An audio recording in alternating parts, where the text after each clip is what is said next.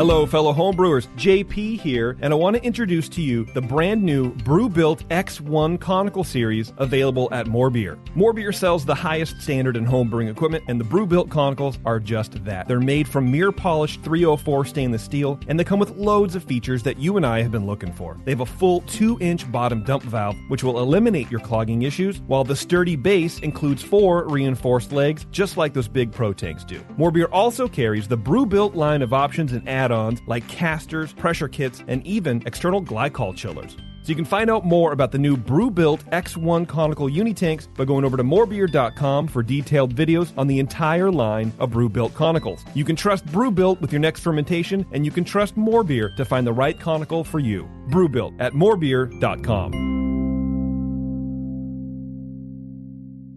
This week's Sunday session is brought to you by home brewing source of awesomeness online. More Beer at morebeer.com. Feels like work. Shooting the shit for 2 hours, drinking beer and talking beer. What a wonderful experience. Can we not have the barf bucket near my mixing board?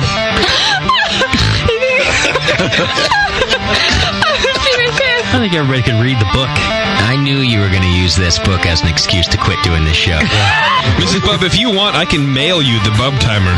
Yeah, Newcastle. Especially in the can. Have you ever had it in the can? No, I have not had it in the can. Notice I closed my eyes and I concentrated really hard. Now, live from the Brewing Network studios in Northern California, this is the radio program for home brewers, craft brewers, beer lovers, and beer geeks. It's your only source for live beer radio that brings expert brewers together with, well, expert drinkers. This is the radio program with a head on it. This is The Session.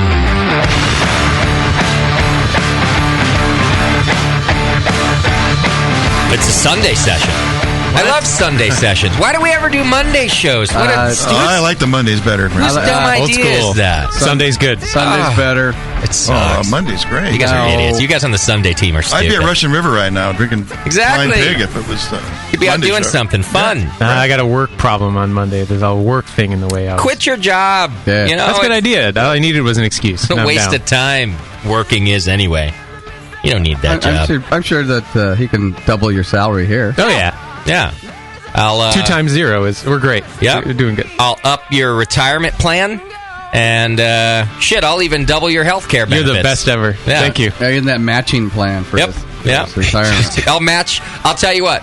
I'll give you everything that I put into my own retirement account. How about that?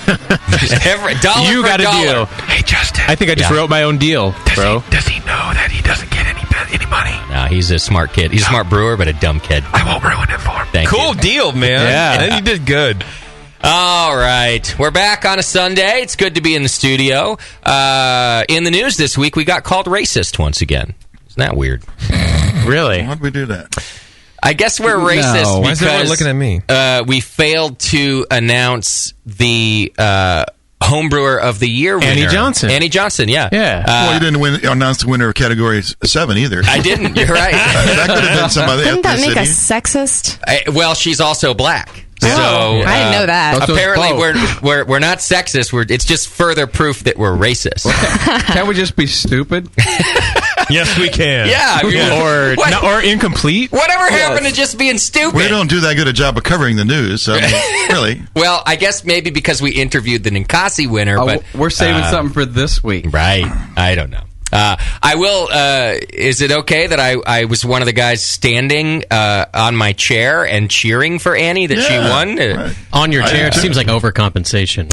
I'm like, Yeah, a lot of guilt, a lot of white guilt. Yeah, that's my white guilt. Yeah. And I don't know. Isn't that a weird accusation that we are racist because we didn't mention? We never interview the Best of Show winner at the conference. Yeah, we never have. No. I don't think we have anyway. And I don't really maybe ever- if it was a white male, we did. Oh, baby, only that. I don't really ever recall you bringing one up. Yeah, me neither. One what? Yeah, what do you mean one? Yeah, what do you mean by that? One of those people? You shouldn't encourage me. Between Club of the Year and Ninkasi, the Best of Show winner takes a back seat at that event sometimes, unfortunately. If this is a historic one, though, it's a pretty big deal. What do you mean by back seat? What is going on in this room? Dude. No, you're thinking, Thanks, you're thinking Moscow. us. Well, regardless of the accusation of being racist, Annie is a badass. It's the first woman ever to win Homebrewer of the Year. I think it's in history, right? No, no, just the first in Since years. like the 80s. Really? The 80s. So there was one at another time. That was a long time ago. See, we are racist. I can't even get the facts straight. Oops, She probably I thought wasn't she black, was- though. I thought she was the first. With a light lager. No, though. there was somebody in 82. I'm not sure those facts are Well, I correct. congratulate her for being the first woman. Then I should have congratulated her for just being First black. woman that we remember. Congratulations. I should have been like, yeah, thanks, I guess. I miscongratulated her. Oh, well. When I see her, I'll apologize. Weird things that we get accused. I mean, when we're being racist, by all means, call us racist. But when Yeah, we're not, no, that's please. ridiculous. Just don't call us Who stupid. called us racist? I don't know. People, it happens. I'm waiting for the Ale Street News, I think it's Ale Street News, article to come out on Club of the Year. Did I tell you guys about that guy? He came and interviewed me at Club Night. Well, I got word today. You found out who it is this he, time. He also interviewed some other people about the, there's a new club award called the Radagast Club Award that we announced this year. The AHA governing committee did, and that award is designed, actually has nothing to do with brewing beer per se. It's designed to reward clubs for their extracurricular activities, things they do for the community, support of nonprofits, and basically outreach. like outreach. It's an outreach award, and some folks were interviewed about whether or not that was an anti-brewing network award, like creating essentially another award. Don't push this. We might go for that. Really, how difficult would it be for us to win the Radagast Award? Come on. What is that, like the Spirit Award? Give me like 2 seconds. We'll win that thing. Yeah. So Cure cancer? We'll do it. I'm waiting for this article to come out. This could be the first. I'm a little excited about it because it could be the first wildly skewed and completely unfactual article ever written about us, which means we've kind of made it. We've made it, right? Yeah. Borderline slanderous. Yeah. I mean, I could use a little slander in my life. I hope he emphasizes the size of my penis. I want. How would he know? Want some slander? Well, I didn't tell you the rest of the interview, did I? I just said it got difficult. It was a full interview. Weird things happen when you're on top. You know what I'm saying? That's what it is. Hey, so real quick, the woman that won last before Annie was 1983. I can't find her name for some reason. Raise your hand in this room if you were born after 1983. I was in 83. I was born in 83. It's two, Doc. It's two people to make us feel old. I had a college degree by then. Yeah. I was already dealing by then. I was still single digits. Great show planned for you today. We got our good friend Roger Davis from the brand new Faction Brewing in the studio hanging out with us today. So we're going to talk beer with Roger. We'll also find out more about the trials and tribulations of opening a brewery. And Roger certainly had his fair share, so we'll learn a little bit about that, plus the new brewery opening in Alameda and the beer he plans to bring us. You might remember Roger from places like Drake's and Triple Rock. Triple Rock. And Studio B. And that one video, and that one night where he showed his ass a lot. There was that one night. And then you also might remember him from several Great American Beer Festival awards for his beer and countless other awards. So hang in there for Roger. We'll be doing that. Plus, we're announcing our third Brewcaster Challenge tonight. Last week, Tasty dominated Nathan. No. Can I have a recount? I edged him out. You guys have no palate. Come on. Let's do a do-over. We need to get more voters in here, I think, for the next round. This winning by one vote thing is I getting... did question the caliber of the judges. I think we just pull out some of the Martians from out on the street. Just have them judge? Yeah. Nate might have won then. Maybe. Because I gave him Steel Reserve, and they judged that. I think I would have put an orange twist on the glass, and I think they would have gone for mine. That's why Nate would have won with that sweet piece of shit that he brewed. Oh, damn. Ouch. Thanks, man. He's like bragging about how he picked it. I saw Nathan post his recipe over on Beersmith, and he was like, hey, if you could just get it to attenuate properly, this is a great beer Yeah, to brew. exactly. Do you like that? Which is probably true. It is a great recipe. So... Anyway, we got our latest challenge. Hang in there. We'll announce our two contestants plus their beer style a little bit later on today. We got a master BJCP judge coming on the program to talk to us about the beer style as well. So the education in the Brewcaster Challenge continues today.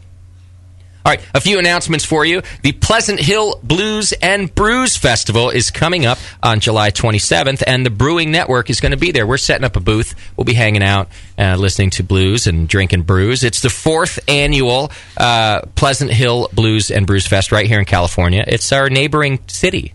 It's in the right direction because it goes Walnut Creek, nice. Pleasant Hill, pretty nice. Martinez, kind of shit.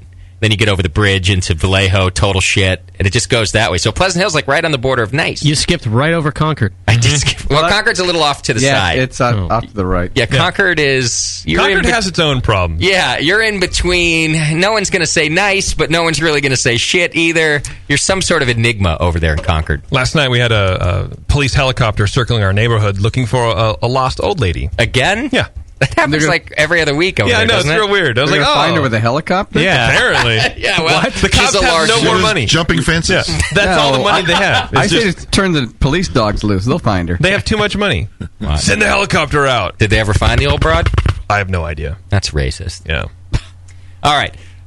So we're going to be at the festival. It's Saturday, July 27th from 12 to 6 at Pleasant Hill Park. There are VIP packages available where specialty beers will be poured. Advance purchase only for that. General admission, it's only $35 in advance or $45 at the door. There's music included featuring the Candy Cane Band and the Chris Kane Band and more. Go to bluesandbrewsfestival.com to purchase tickets for all the details. And come see us out there. We're going to be having a good time. All right, Firestone Pint Night is at our very own Creek Monkey Tap House here in Martinez. There's only 2 reasons to come to Martinez, and one of them is the Creek Monkey Tap House. The other one's illegal. But on Tuesday, 7/23, it's Firestone Pint Night at the Creek Monkey Tap House. Go check it out. Dr. Homebrew Show is in iTunes. We posted a new show just last week. How's that going for you, JP? That's pretty good, man. Yeah, I'm enjoying it. Having a really good time. Got a lot of beers. We're booking into October now. Great. Yeah. All right. Check it out on iTunes by searching Dr. Homebrew, The Brewing Network, or just punch in the XML feed. It's thebrewingnetwork.com/drhomebrew.xml. You can support the Brewing Network by signing up, by doing your shopping over at Amazon. Just click the Amazon link on our homepage, do your shopping as usual, and it helps us out a bunch. We appreciate all of those that have been doing that. iPhone and Android apps are available, so you can listen on the go. Just search BN Mobile in your favorite store. Is our webcam working? No. What is that noise I'm hearing in my... Oh, it's Bevo. As usual. Her mic's off. No, it's not. I'm not doing anything. Well, maybe that's See, listen. No Bevo? It's a Bevo. Vibrator sound. No Bevo? Does she have the fan on in there? Bevo. No. You have your vibrator on in there? No, it's that... The butterfly? You got the butterfly on? It's this really excellent computer you've given me to work with. Is that what it is? Yeah, it's like the fan or something. Fan's okay, like I'll choke turn it with off. dust. All right, thank you. Where was I? Oh, is the JTV. webcam working? No, JTV is not Jerk. working right now. It is not connecting. I have tried all of the things I know how to do, and I contacted our IT support. Yeah. And he's working his 4th job tonight and doesn't have time to help me. No, actually, he just said, I don't know. So Good support. That's our answer? That's our answer is I don't know. I mean, he gave me something to try. It didn't work, and he's like, I don't know. All right, I'll work on it at the break. Fucking idiots. And maybe we'll get you Justin.tv/Brewing Network, and then you can watch Roger Davis show his ass later on in the program. That'd be good news. And we'll see how it goes.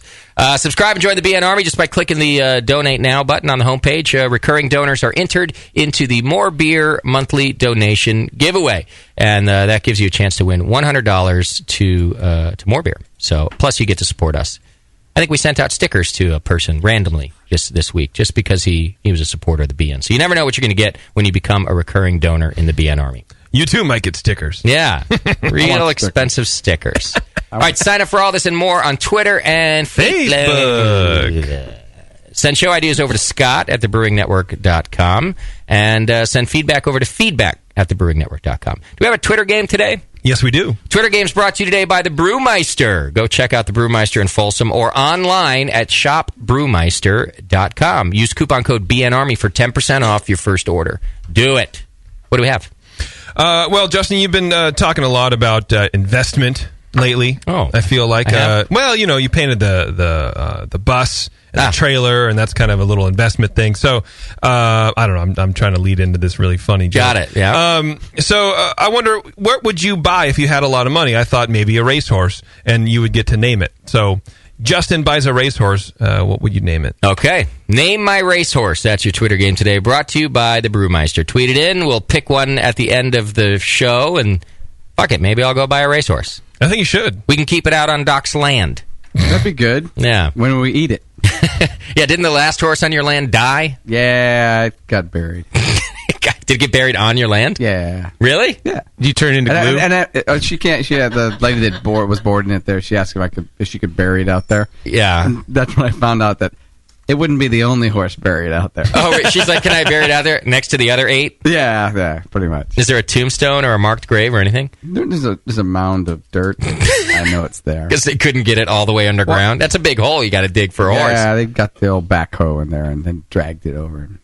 You could have chopped it up for her and, make it fit in the hole better. Yeah. I think she probably like, I can make that smaller for you. Yeah, the chainsaw probably wouldn't have been a nice touch in front of her. How long does a horse live? That one lived to be 28, I think. Wow. That's no, 38. It was like 20. It was 28 when I moved in. It was like 38. It was an old horse. I like how we said it got buried, like it fell down, or like it just happened. No, it got buried. I don't know. That's what happened. It was there one day. It was under a mound the next. I don't know. Right.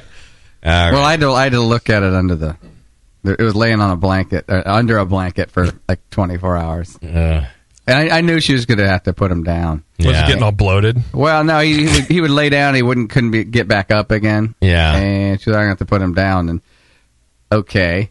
And that's when she asked about burying him over there, and then revealed. And then the I guess the vet would come out, and I'd come home at lunch. I go, oh, I guess the vet was here. Yeah. then I came home at dinner, and the vet it's still under the blanket. Oh boy. And under the blanket when I left the next day, and finally it was not there anymore. It got buried. There was just a backhoe. Yeah. All right. Anyway. Okay, so name my racehorse. That's your Twitter game. Yeah. All Sorry. right. I feel like I let you down. Oh, I like it, actually. Well, let's see if we get some funny names. If we don't, then it's all your fault. Shit. Clearly. Right? Always. All right, how about some beer news? Should we do that? I love it. Go, baby. Got any? Do it. Yeah.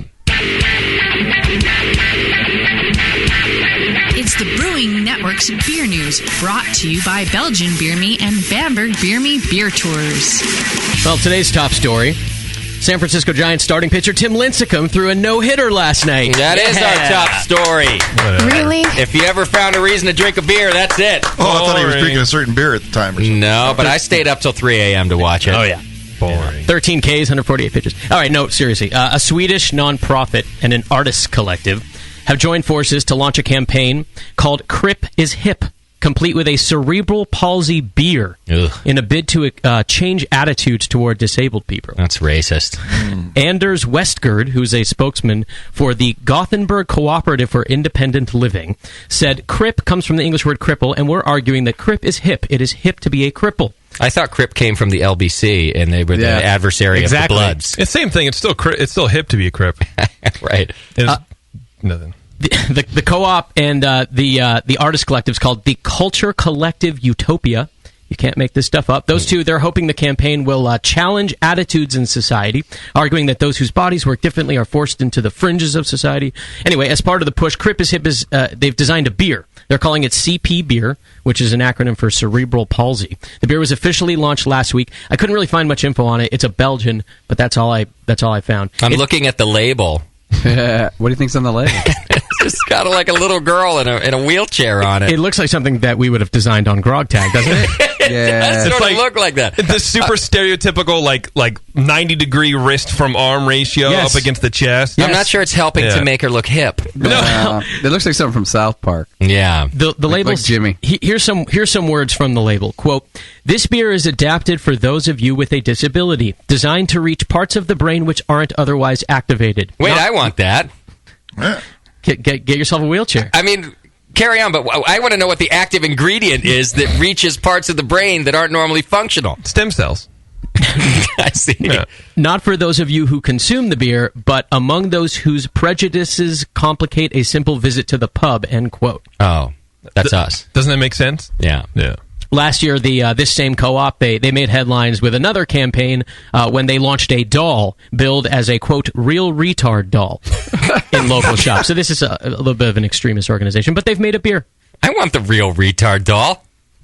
Can we please order one for the studio? I got to see what this thing looks like. We got a studio full of them already. All right. But we need a doll that we can poke at. Right. Rita the retard.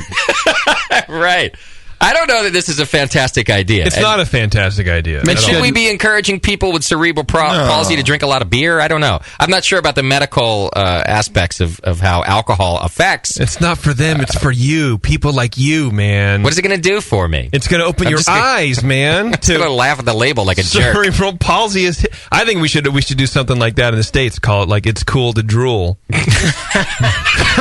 See, you're better at this than they are. I think that'd be great. Better than the real retard. I mean, doesn't it seem less offensive in some ways? I don't know. To drool, man. JP, now you cross the line. It was racism. Now it's just insensitive to See, but differently abled people with needs. Look, these people get it. We should have them on the show. What do you mean, these people? I don't know. Do you guys feel like that we need to change attitudes toward disabled people? I feel like Probably. we fall all over ourselves to make nice. Yeah, Well, we have a ramp for them. Yeah, the bathrooms, parking spaces. They cut in line at Disneyland. There are definitely laws and regulations that help do that. But just listen to this program and tell me that we fall all over ourselves to actually understand the needs of disabled folks. I think that's We retarded. understand. We just don't care. Yeah.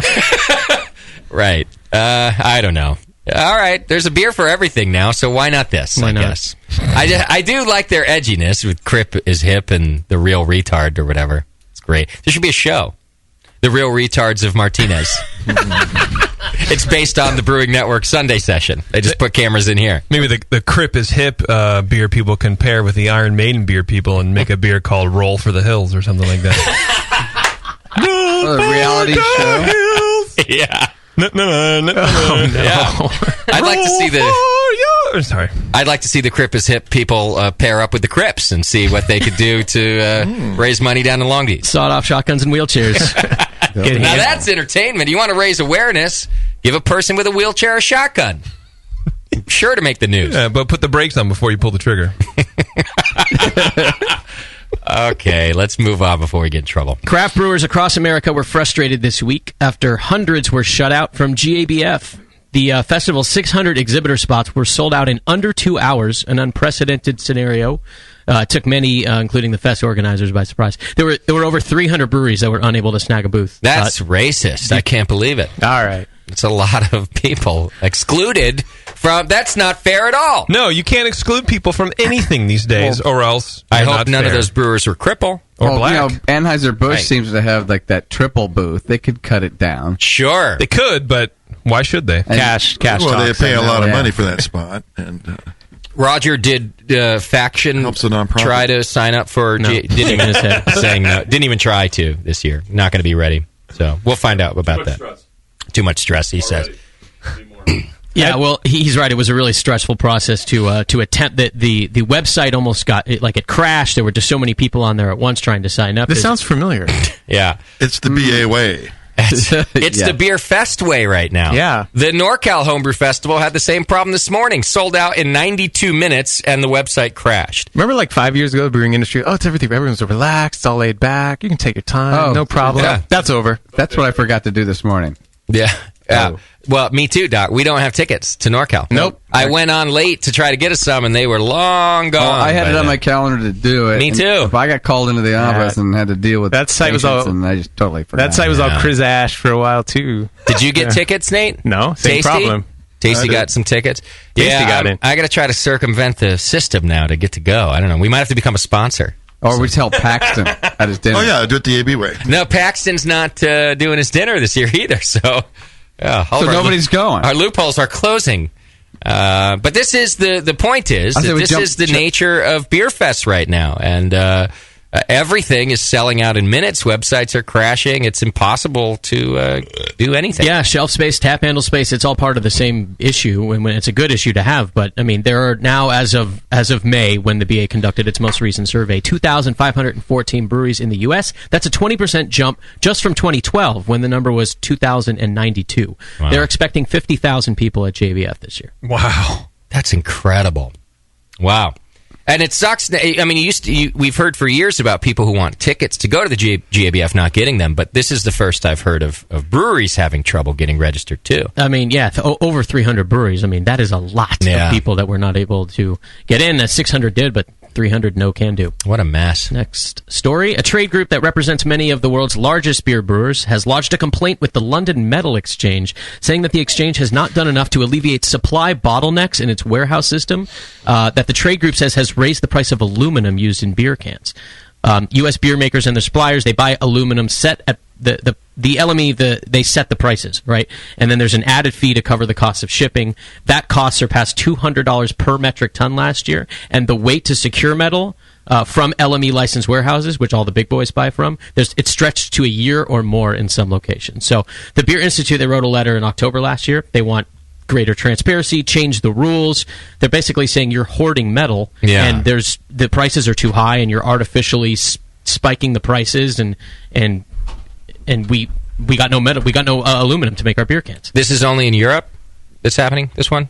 No, I think it's the London Metal Exchange, but it's affecting the U.S. I mean, then I care. AB InBev and all the big boys are wanting the LME to change their rules so that this bottlenecking isn't happening. So it affects us. It's everything. It was glass a couple years ago. It's aluminum now. It's going to be hops again. It's going to be malt, for that matter. I mean, what a mess. Hasn't it been gasoline forever and ever?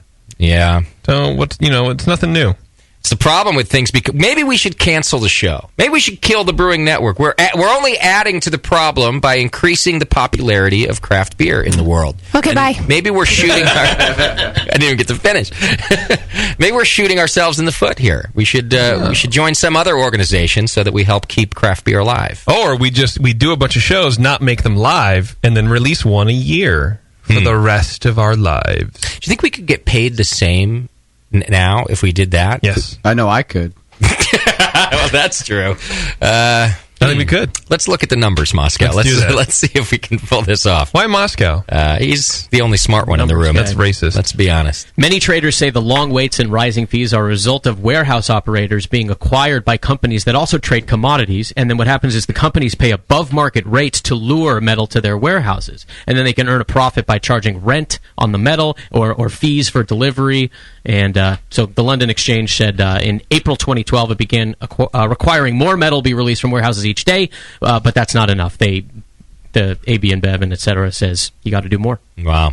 Well, good. Do more, jerks. Last story for this week. New York's Brewery Omegang and HBO are partnering on a series of beers inspired by the drama Game of Thrones. Nice. First one, Iron Throne, a 6.5% Belgian pale ale, debuted in the spring. There's another one coming out in the fall. It's going to be called Take the Black Stout. That's right. Take the African American Stout, due out in the fall.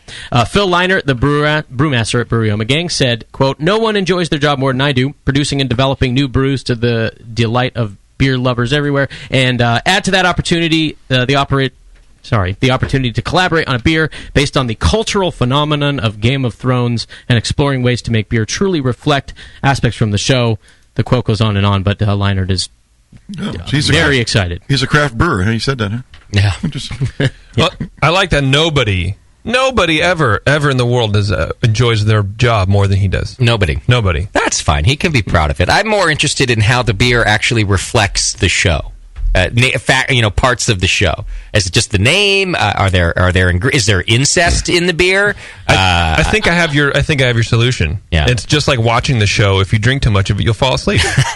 It could be it. Yeah. So it's all high alcohol beers. Well, this first one isn't. It's just a 6.5% Belgian. It's a Belgian pale ale. How does?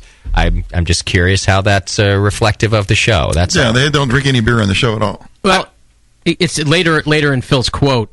He said, with a Lannister currently on the throne, it made sense to do a delicate but piercing golden blonde ale with noble hops. Iron Throne is certainly fair in color and soft in appearance, yet it still possesses a complexity and bite to be on guard for. They are better at marketing than I am. I'm all for a good partnership. I think it's fine, but wow, is that a stretch if I ever heard one. You should have made a wine or a mead.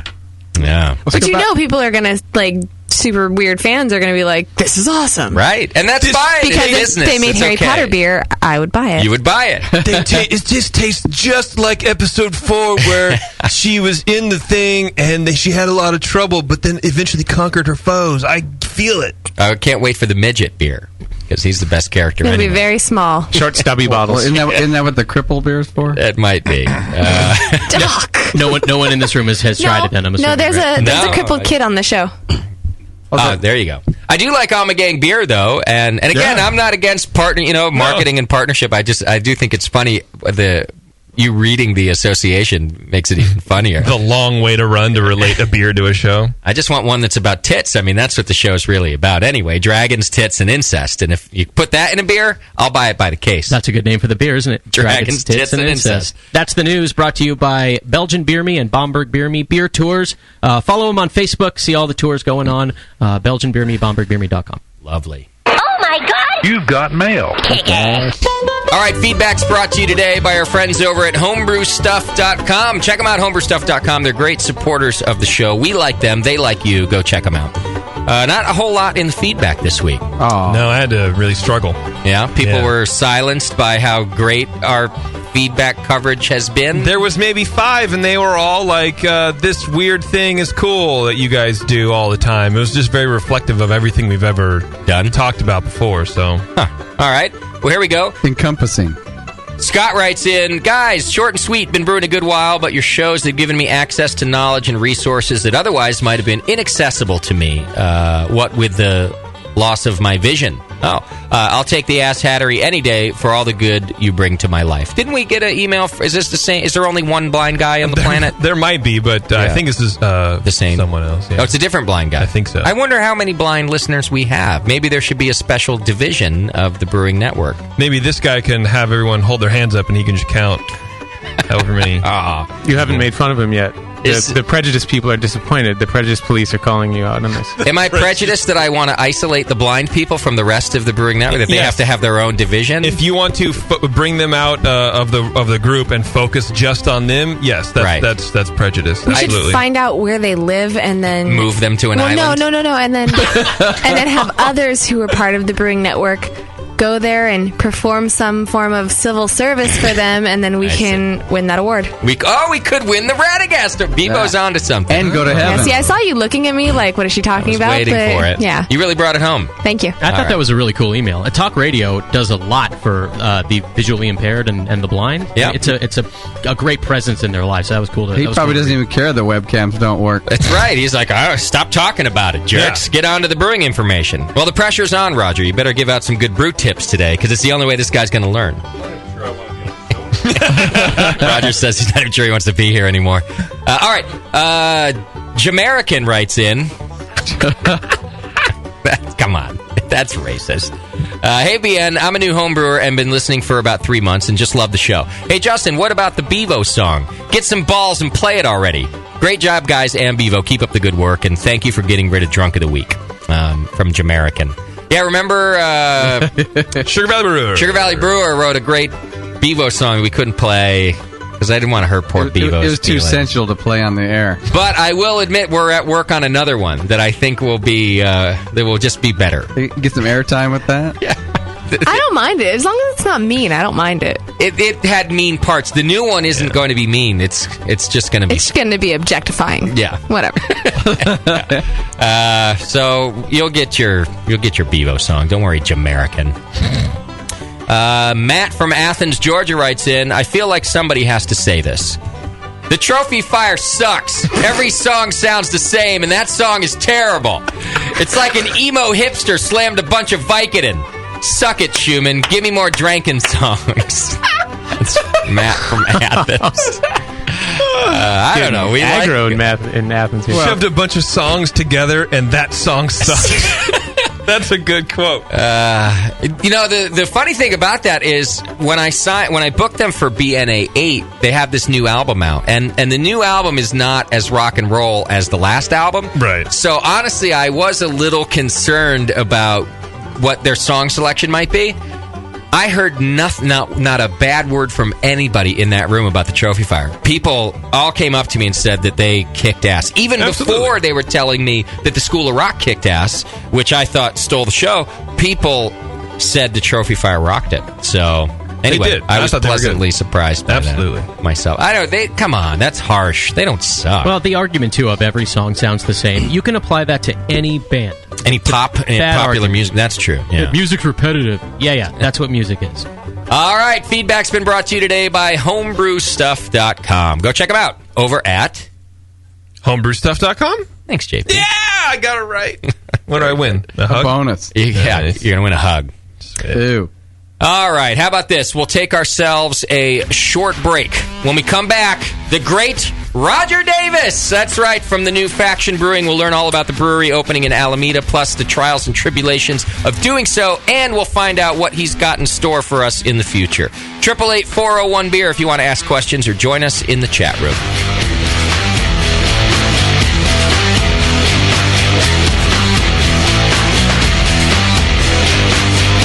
You're listening to the Brewcasters. On the Brewing Network. Since the first time the Brewing Network microphones turned on, More Beer was behind it. More Beer sponsors the programming on the BN because, like you, they love brewing. And like the Brewing Network, they love sharing their knowledge. Morebeer.com isn't just a website to place your next equipment or ingredient order. Morebeer.com also gives you access to free beer information that will make you a better brewer.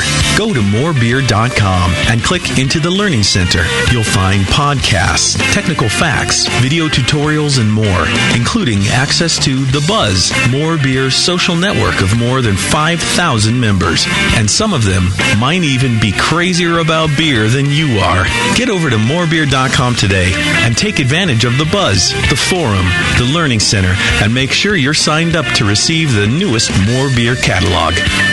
More Beer, bringing you absolutely everything for beer making.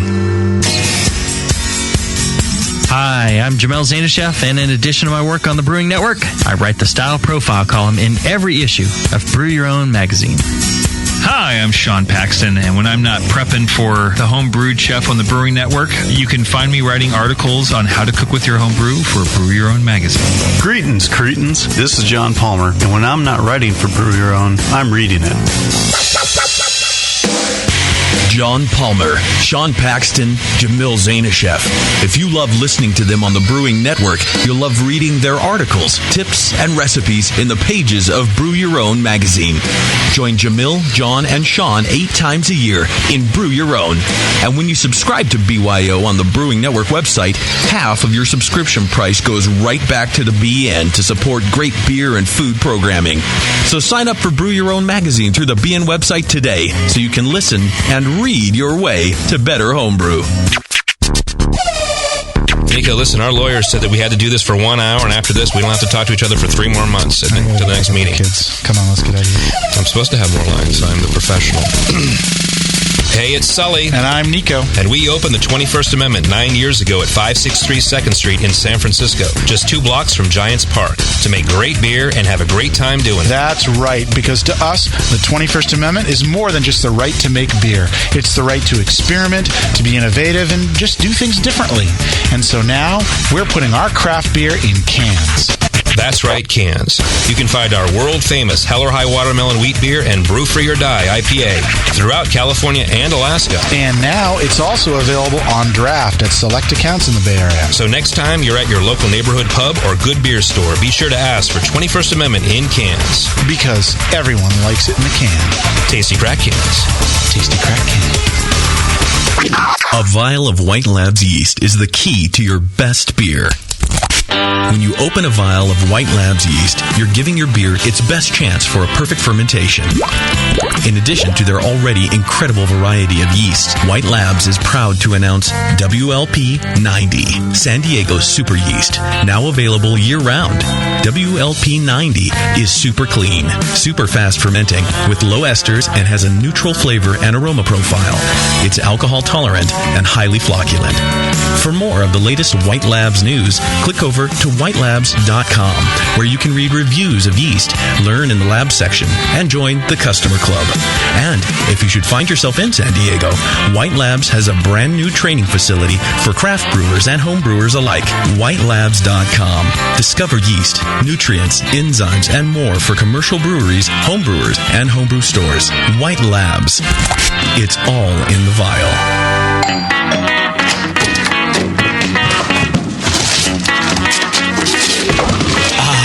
What'd you get?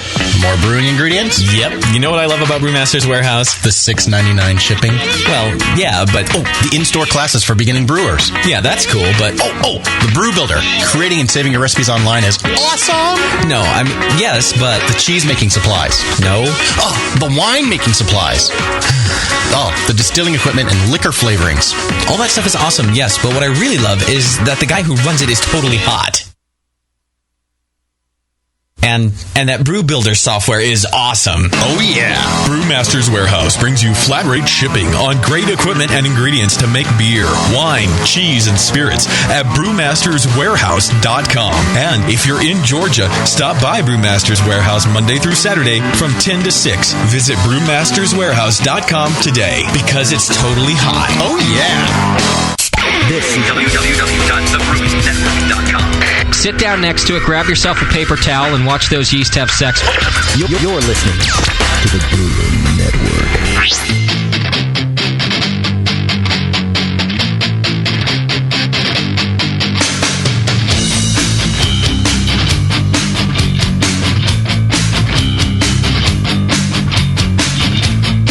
The session.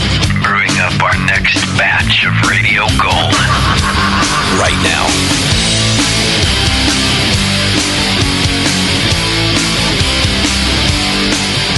Welcome back to the program. Thanks for hanging out with us tonight. We got a good show planned for you and lots to do. I wanted to mention to you that if you're looking for some software to help you in the brew house, go to beersmith.com and get your free 21-day trial of Beersmith home brewing software. It's a badass piece of software. I know that's where Nathan uploaded his losing Saison recipe this week. And I think we're going to actually have an entire Brewing Network section. I just have to circle back around with Brad on that one. But Beersmith homebrewing software, it's the best thing out there. You can use it on a PC or a Mac. It's up to date all the time. If you have trouble, there are video tutorials on how to use it. Show me that on another piece of brewing software. So, any facet of the program is easily learned and explained over on the website, as well as through videos. There's a whole video section to check it out. You don't have to calculate by hand. You can imagine your best beer ever, brew with confidence, and keep recipes on the web or your mobile device. If you want to download the mobile app, you can search Beersmith. It's for Kindle and iPad and iPhone and Android and everything. There's a full mobile version that allows you to manipulate your recipes over there and do it all on Beersmith. So go check it out, beersmith.com. By the way, if you haven't figured it out, they're also just a fantastic supporter of the Brewing Network, and we really appreciate that very much. If you haven't figured it out. If you've never been paying attention. All right. Our good friend Roger Davis is back in the studio. Do we have the webcams working for folks yet? Yes, sir. All right. Jippy, good job. You can go over to justin.tv/Brewing Network and watch all the action. Not only will you get to see Roger Davis today, but rumor has it that Chad is back in the studio this week. That is a rumor. Yeah, I think we might play Stump the Stoner a little later in the program. We'll find out what Chad's been up to and a lot of things to get to. So Roger, the artist formerly known as the brewer from Drake's, Triple Rock. Am I missing anything? There's probably several others that you've been a brewer for, too. Yeah. Yeah, lots. Pyramid and San Francisco Brewing Company. Oh, that's right. Pyramid, too. All right. But now the owner of Faction Brewing Company in Alameda, California. Owner of a lot of equipment and leasing a building. I see. Not Owner yet. of no beer at this point. But you guys are building the brewery right now.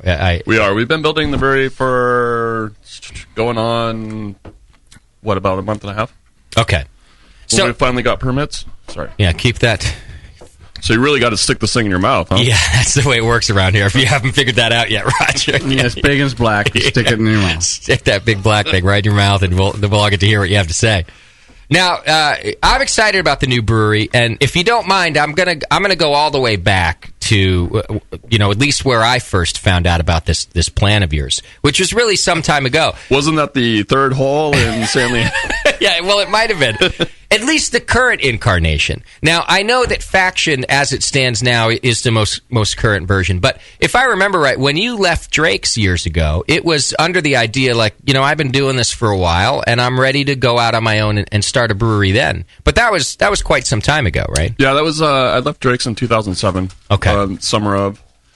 And the idea was to leave Drake's and go start my own thing with my wife, Claudia. And Claudia and I, we discussed it. It was like, all right, let's do this. Yeah. Went out, bought a computer. Back in the day, computers were, $1,000. And was like, all right, this is how we're going to do our business plan. Let's get this doing. We'll get it going. Blah blah blah. And yeah, it just the timing wasn't right. Got it. Both with it was that like a funding and finding a building, or just that motivation. Motivation also. Got it. Yeah, it was just like, well, I'm waking up on the couch. This is great. Watch TV. I don't have to do anything. I got my wife supporting me. This is awesome. Got it.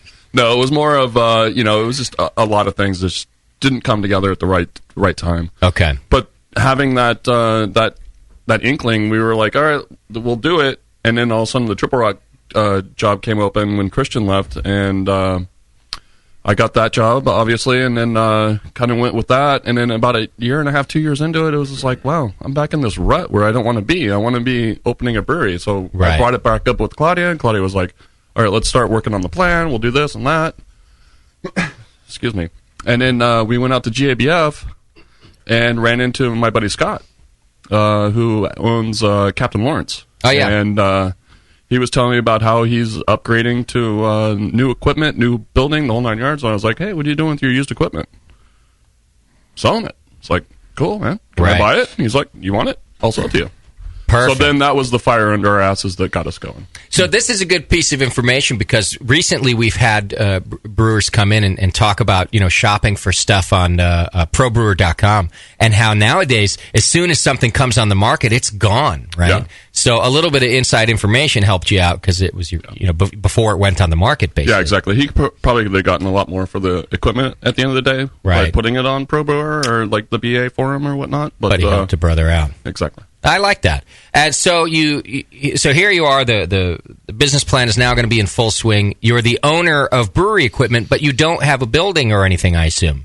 Yeah, we had to store it for what seemed like forever, but in reality, we took it out of New York in February of last year. Okay, 2012. So did he hold onto it for a little bit? And no, it was on us. We we stored it in New York for a little while, and then we had it shipped out here, and it was stored in Windsor, just north of Santa Rosa. Okay, since August of last year. Wow, and finally got uprighted 3.5 weeks ago. So this is so it's now up in the building. Yeah. So this is an expensive thing for you, obviously. Before you've even opened the doors, you've paid for a brewery, plus you've had to pay to ship it from New York, and you're paying for it to sit somewhere for a year. Yeah. Wow. So you're already incurring some big expenses before opening. Turns out. Thanks. But this is going to be a good conversation. Right. Well, people need to know this because, there's, as you heard in the news segment, there's breweries opening every day, and homebrewers wanting to get into it. I think the more we can scare out of it, Roger, the more we're going to help you. Just look at my face. Yeah. I'm terrified. When I started this, I had no gray hair. Look at me now. I have no black hair. Well, I have seen you go through a lot of phases with this, especially with the current one. Sometimes I've seen you and you're very excited, and sometimes I've seen you're really discouraged, and it's a process that must be very up and down. Yeah. Well, I mean, it definitely is. Just thinking about this on the BART ride out here is, a lot of restaurants open, and, you just move into a building. Restaurant's there. Yeah. You just change the name, change the whole what is it? Motif. Yeah. Yeah, it's a German word. Yeah. It is. Change the decor, you change the concept essentially, but when it comes down to a brewery, you have to go buy the equipment, and stainless is not cheap. Yeah. And putting that stainless into action is not cheap. Right. You got to plumb the whole thing. You have to plumb the whole thing, and it has to be in stainless or copper, and the electricity. Yeah, it's just... You're building a manufacturing facility, essentially. Yeah, well, exactly. You're building everything from the ground up, but yet you have the four walls and the ceiling above you. You were talking about permits. You move into already established restaurant, take that over. It's not so hard. Yeah, the permit's already there. Now you're just going into the city and saying, "Hey, I'm just going to change a couple things." Well, here you go, stamp, bam, yeah, you're good to go. That's not what you're doing. No, it turns out I was blowing the wrong people in Alameda, and that sucks. What a waste. Yeah, no one was complaining, but I was like, all right, what now? Yeah. You're like, I don't want to blow that guy. All right, whatever I got. Will you give me a permit, sir? Yeah. What do you mean, no? I'm the janitor. I'm the janitor. I'm just here on vacation. This doesn't seem right, but that's what you told me to do. I'll see what I can do for you. I don't know. I was told to blow you, sir. Right. So let me ask this. How long, because you didn't just search in Alameda, you've been searching all over the Bay. How long did the process of finding a location take you? Well, obviously a lot longer than we anticipated, but we were looking in Richmond. I did a little research on the old Google I've heard of it. website, and there's never been a brewery in Richmond. So I was like, oh, that'd be awesome. Yeah, but there's a lot of murders in Richmond. Yeah, so that's all right. Well, why do you think there's no breweries there? Many murders. Well, touche. That's why we looked somewhere else. Look somewhere else. No, we were looking in Richmond, and we were talking to this one broker who was going to lease this building to us. So it was perfect. 25-foot ceilings, drains already cut. A biotech company had just moved out. Wow. It was like, wow, this is it. Here it is. And you go to these buildings and you look at them and you walk around and you're like, wow, this isn't going to work. Yeah. But then you walk into certain ones and you're like, oh, you start going half-mast. You're like, whoa. This could work. Right. I understand. And so the broker was telling us, like, the rent's going to be somewhere between $55 and $65. So we were like, all right, here's our letter of intent. A week later, we sent it to them at 50 cents because you always, come in lowball and then see what they say. They came back at like 85 cents. We're like, fuck this. This is lame. They read the guy the told news. us it was going to be 55 to 65, so we were trying to get down to the 55, obviously. Yeah. And have them come back at like, whatever, 60 cents. They came back at 85. Because I think that even the real estate people and the building owners are getting savvy to this craft brewing nonsense. For one, they didn't understand it before, but I think now they get it. Just as you're describing, there's a limited number of buildings that could actually function, right? And so when you find one, and then they probably were like, look, ours has the drains, ours has everything. This guy's going to pay us more than that. So they come back with the big 85 cents. Everybody's becoming more savvy about this, I think. When you looking into the building, are you basing it on the fact that the city's going to let you do a brewing business? Well, yeah, you obviously have to. I mean, because you never know. The city has different zones. Yeah, that's what they're going to pull the rug out from underneath you after you've already kind of entered into negotiations with the lease. Yeah, you definitely have to go through and do your homework and see if that section of that town is zoned. If it's not zoned, then you have to go to the city and say, like, hey, we need to rezone this. Ask for it. And the city will say, go fuck yourself, or, hey, let's do it. Right. Who are you going to blow? We're looking for business. Yeah, I got my cock out. You ready to redo this? But that's different from city to city, too, isn't it? Because some are really hungry for new business, and some, they're doing okay. They're not going to change anything for you. And Richmond was it was all zoned. Okay. We were good. Everything was perfect. But, they're oil friendly, obviously. Yeah. And right across the street from this building, and this is all happening within like 4 or 5 days, like us sending off the letter of intent, it getting sent back at like way more than we anticipated, us going out there and hanging out at the building without any brokers around because they're kind of like used car salesmen. They're like, what do we have to do to get you in this building today? You don't need to deal with that. Yeah. And it smelled like oil. Oh, the building did? No, just right across the street. The whole neighborhood, the whole persona of that area was just like, wow, it smells like tar. Right. Yeah, it's like when you go see a house and they bring you on a nice Sunday or something, but you go around on a Monday, it's all traffic up and down the street. I see. You go there at a different time. When the sun beats down on the dead bodies. Yeah. So were you worried about just the image of the brewery being surrounded by that? Yeah, exactly, because we were going to have our tasting room out there. And we were right off, it was right off the bay. It was perfect, but that whole, right across the street was an oil blendery that they, when the wind came off the bay, it was like, well, you get a little seawater and a little bit of oil. You know, Yeah. it's like.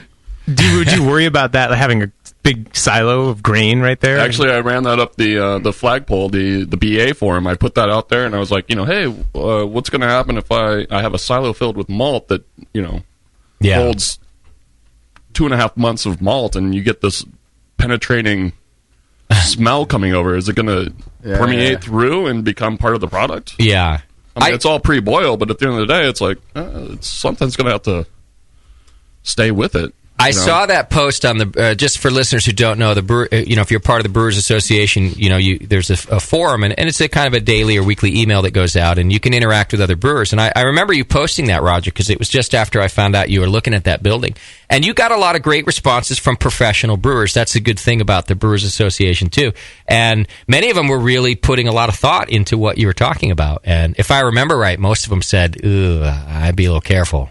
Yeah, I think one of the best answers came from Fal, my buddy up at Anderson Valley. Yeah. Who basically said, just go put a bag of malt out there, let it stay for like 2 or 3 weeks. There you and go. then go take it home and see what happens. Right.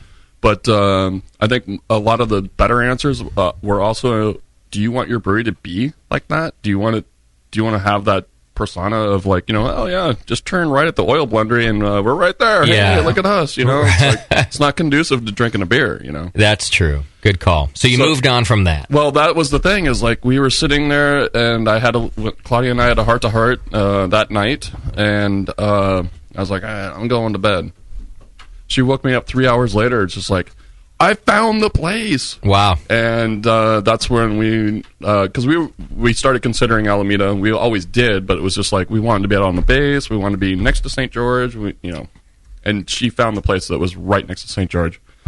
On Alameda Island. If you're On not from Alameda. California, it's this great little island, and it used to be, most of it anyway, was a military base, which was decommissioned a long time ago, and certain parts of it have been made available for different uses, and it kind of goes in chunks. And one of the most recent ones are these large buildings that were there, and we've had the distillery on the show. At that time, it was Hangar 24, I think, that brand has since been sold. Hangar 24 is a brewery. Hangar 1. Hangar 1. There you go. St. George Spirits. And St. George Spirits, right. So that's there, and there's some other things popping up there. And you're right next to St. George now, is what you're saying. Yes.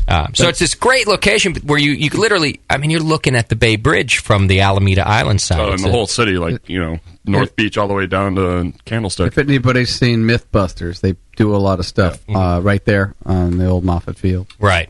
Now, that's not Moffett. It's Alameda. Moffat's down south, but yeah, it's they do a lot of stuff out there. Okay, and it's right on the bay. Because there's still a lot of open space there as well. Yeah, the open space is awesome. The runways, because we're in one of the old hangars where they would bring the planes in and either fix them or store them for the day or week or whatever. Yeah, was never in the Navy, so I have no idea what they did with these things. But right, I think they flew them. Yeah, I think hangar. Wait. Flew? Yeah. It's a hangar. Navy. You fly things. Do you have the whole hangar for Faction? No, we have half of it, but the building itself is 65,000 square feet. Wow. Which is huge. That you're Half like of it walking is into huge. a Costco. Yeah. So you have an enormous space even at half of it. Which is fantastic, though, because a lot of people don't think about quick growth, and this allows you to dive right in if you have to. Yeah, I mean, having worked at Drake's for so many years, and knowing a bunch of people in the industry, going up to Russian River, talking to Vinny, and Vinny saying, oh yeah, I have to go over here and get this, I have to go over here and get that. It's like, and a great example is also the brewery down in Orange County. It's like they have to go 3 miles away to go do certain things that are day-to-day operations, right? Because they just got bigger and bigger and bigger. Okay, and started moving to buildings away. So yeah, the city, when they took over from the Navy, they don't want to spend any money fixing up the old base. Okay, essentially, so the rent was really cheap. Right. But we have to do all the tenant improvements, which is kind of expensive. And I haven't looked all that closely, but some of those buildings are pretty dilapidated. So to say that they don't want to spend a dime, that's a big investment. It's a long soap opera, but at the end of the day, it's the city finally now has the land. The Navy was keeping it for so long, and it's got it. I've tuned that out, so right, those questions I can't really answer. Well, so let's start at the beginning of that. You find this building. Claudia finds the building. You go check it out. Yeah, she woke me up at 2 a.m. when I was in dead sleep. I found the place. Right. Yeah, you're like, great, sweetheart. I'll talk to you in the morning. Go ahead and call him tomorrow. Can I go back to sleep now? Yeah. But you find it. I assume you go look at it, and do you just immediately start the process? Oh, yeah. Went do. from half mast to full mast. I mean, it was just like... Just a great building. Yeah. Okay. And at this point, are you worried about permits and things like that, or do you feel like Alameda is just going to bend over backwards to help you because they want to rent the building? We weren't worried about permits at that point. We were like, all right, what do we need to do to get into this building? Yeah. So started the long process. We walked into it January of last year, 2012. Okay. And we're like, all right, we want it. What do we need to do? We sent out the letter of intent in February. Didn't have anything that was, and the city had to do all this. It's such a soap opera. Yeah, January 2012 is a long time ago. You're not even open yet. Yeah, we were taking the equipment out of New York in February. I was like, okay, sweet, this is like working out perfectly. Drop it off at the building. Yeah, just bring it on out. We'll just open up the doors. We didn't have a signable lease until September. Wow. Of that year, just because of the due process. The due process is basically we go to the city. The city gives us a piece of paper saying, "Here's your lease," which is obviously like I think it was like 100 pages. Yeah. We go through it. We're like, all right, that looks great, but this is way too legal. So we had to hire a lawyer. Lawyer went through the paper and he's like, okay, there's a lot of you can't do this, you can't do that. We're like, well, we want to be able to do that. Okay. So we wanted to change it. So we send it back to the city, and the city's like, okay, that's great, but we have to go ask the Navy now. Hang on, before you get to that, what are some things they were saying you couldn't do?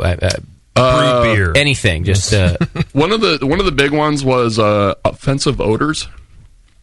Couldn't emulate any offensive odors, and we're like, no farting. It's a brew. Yeah, exactly. I'm not going in the kettle and farting and just like blowing it out to the. But that's subject to interpretation. Exactly. So. And who's going to find it offensive? Okay. There's nobody there to smell it. There's nobody lives around. Well, that's the other thing that I'm thinking about. Yeah. Like a tree falls in there. Yeah. Except that clearly the city has a plan to develop the area, so they're looking at the future. I think it's not going to stay. I guess but anyhow, I'm not excusing it either way. These are things you. Your breweries put out smells. They're not offensive, but well, they are to some people. Some people, crazy, right. but right.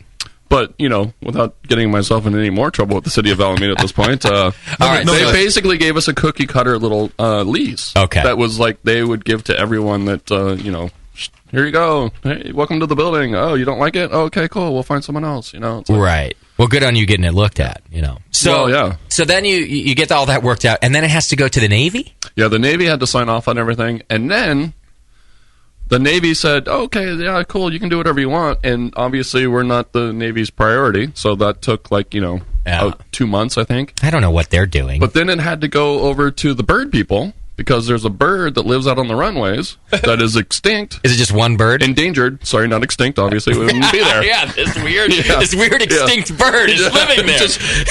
Sometimes it flaps around by remote control. It's like right. Do not disturb the body. Okay, it's in the lease. Get away from the body. So, so there's an endangered bird. Yeah, there's an endangered bird. So there's a sanctuary out there on the runways, which is awesome because they'll never build on those runways. What kind of endangered bird only lives on runways? I think prop airplanes. They're called planes. It's the Memphis Belle. Right. It's the old. This is good strange. movie. Yeah.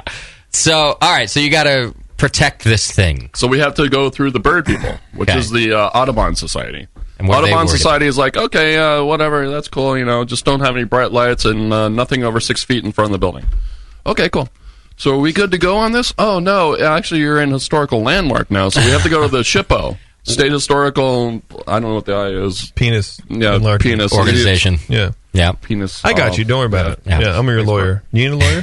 No, we already have 4, thanks. Okay. Right. I'll be your 5th. Yeah. So then it had to go off to SHPO, and SHPO's like, oh, okay, well, you're not going to deface the building. You can do whatever you want on the inside, but on the outside, we have a lot to say about that, but it turns out your plans are good. You're good to go. And can I just point out, and I hope that this doesn't offend you, I love the location that you're in. They're not the most beautiful buildings I've ever seen in my life. You could hardly mess it up. They're military buildings. Or two military buildings. They're all shades of beige, right? Or yeah, they're dilapidated. Oh, and by the way, I'm offended. I'm all for like preserving history, but it's a little bit of overkill by saying you can't touch the outside of a building that's not all that magnificent anyway. You know. Well, we to be honest with you, that whole base is decrepit, and I swear next winter when there's a big storm and an earthquake at the same time, it's like half that base is just going to crumble. Right. But the buildings that we are in are huge. I mean, they're like 40-foot ceilings, 28 with the rafters, big doors. I mean, it's a pretty impressive building. It's awesome. That the space is great. Yeah. Okay, so they just say, fine, as long as you don't touch the outside, you're good to go. Yeah. And even if we do touch the outside, we have to run it up their flagpole. Right. Okay. And luckily, at this point, the Navy has given up control, so now the Navy is no longer a flagpole that we have to run shit on. Well, that's good. Yeah. But now... Too late, though. We had to do it for like the last 2 months. Just watch out for that extinct bird. You know, that's the one that's going to bite you in the ass. Yeah. Endangered. Don't harm that extinct bird. Don't kick the corpse. There's bones out there, people. Would you please create a beer called Extinct Bird Pale Ale or something like that? We're actually gonna make a beer that's only available in Alameda called The Bird. Nice. Good. I love it. Nobody even knows what this stupid thing looks like. No, exactly. It doesn't even exist for all we know. But protect it. So at this point in time, though, you have your permitting, you've got your building. I mean, you've put the brewery into the building. So is it safe to say? And I'm a superstitious guy, so I'll knock on wood as I'm saying. Is it safe to say you're home free, like you're on the path to opening Faction? I'll never say that until there's malt and water in the mash tun. Okay. But do you have your ABC license? We got our license as of. We don't have the actual piece of paper, but we got one of our lawyers told us that we have it. I told him that they have it. JP told you. JP called the other day. He's like, "You're good." Yeah, don't worry. I saw it on Twitter. You're good. You're good. Yeah. Claudia's like, "How do you know?" I'm like, "I feel it, girl. Don't worry about it." I just tweeted it. You're good. Yeah, that's why he gets paid the big bucks. He works on feel. That's true. I'm feeling this one. I'm working right now. If you know what I mean. All right, so they say you've got seats available.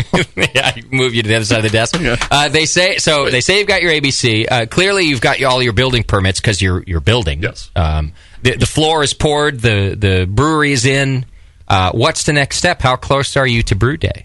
I think we're probably like maybe 3 weeks, 4 weeks. Okay. Right now, we have all the equipment in, and all we really need to do is the welder starts tomorrow. Okay. And he's going to tie all the brew house together. Yeah. And then we'll have an electrician come in as well on Tuesday, I think.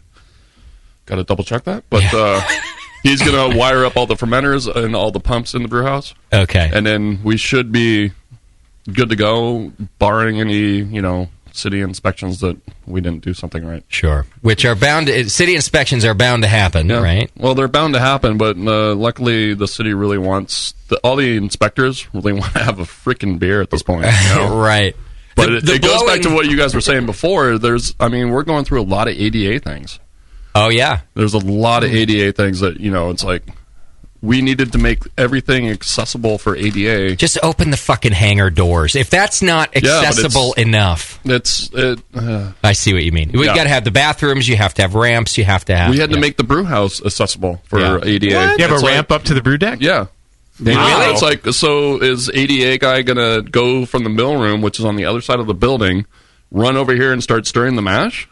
Now, I'm not against ADA regulations at all. Nor am I. To be honest. But that is a little strange. Did they give you a reasoning? Is it because, did you say we're going to do tours, so they have to have, or was it because you have to be able to employ somebody who could get to be able to employ. I see. Okay. So I want ramps up to the top of those tanks so we can dry hop from the wheelchair, Roger. That's a great idea. I have never been to an elevator that has a ramp up to the brew deck. How big is that fucking ramp? How steep is it? No, it starts in the parking lot. It's like it starts in Oakland. Not the brew deck, the brew platform. Right when you get through the tube, you turn left, and you're like, "That's the ramp." Not up to the brew deck to the kettles. It's just to where the platform. Pad. I see. To the right. pad. Okay. Well, that's a little bit. I'm trying to picture a ramp to exactly up to the kettle. That actually, is going to come into question. Is whether or not we have to have something that goes up, because the city inspection they'll be just put a hoist, like a rope and a pulley. I got you, bro. How do you get him down into the mash tun to clean it out? Well, you better figure that out.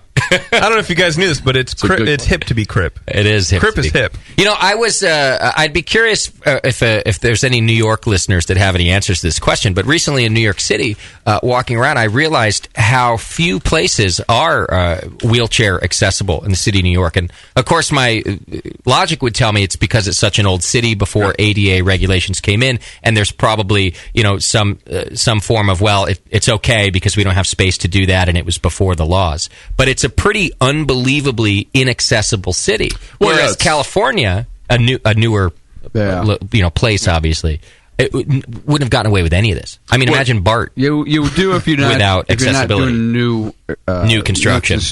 I see. And you go to Europe, Amsterdam. It's like.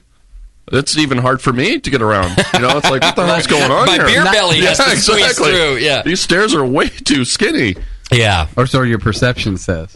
Well, that's interesting, man. When you're in Amsterdam. Good. The walls are closing in. Well, let's do this. I want to learn a little bit more about the brew house because we haven't even talked about what it is, plus the beer that we can expect. Let's take a quick break. We're with Roger Davis from the all-new Faction Brewing Company in Alameda, and we'll be back with more. 888-401-BEER, or put your questions in the chat, and Bevo will send them over.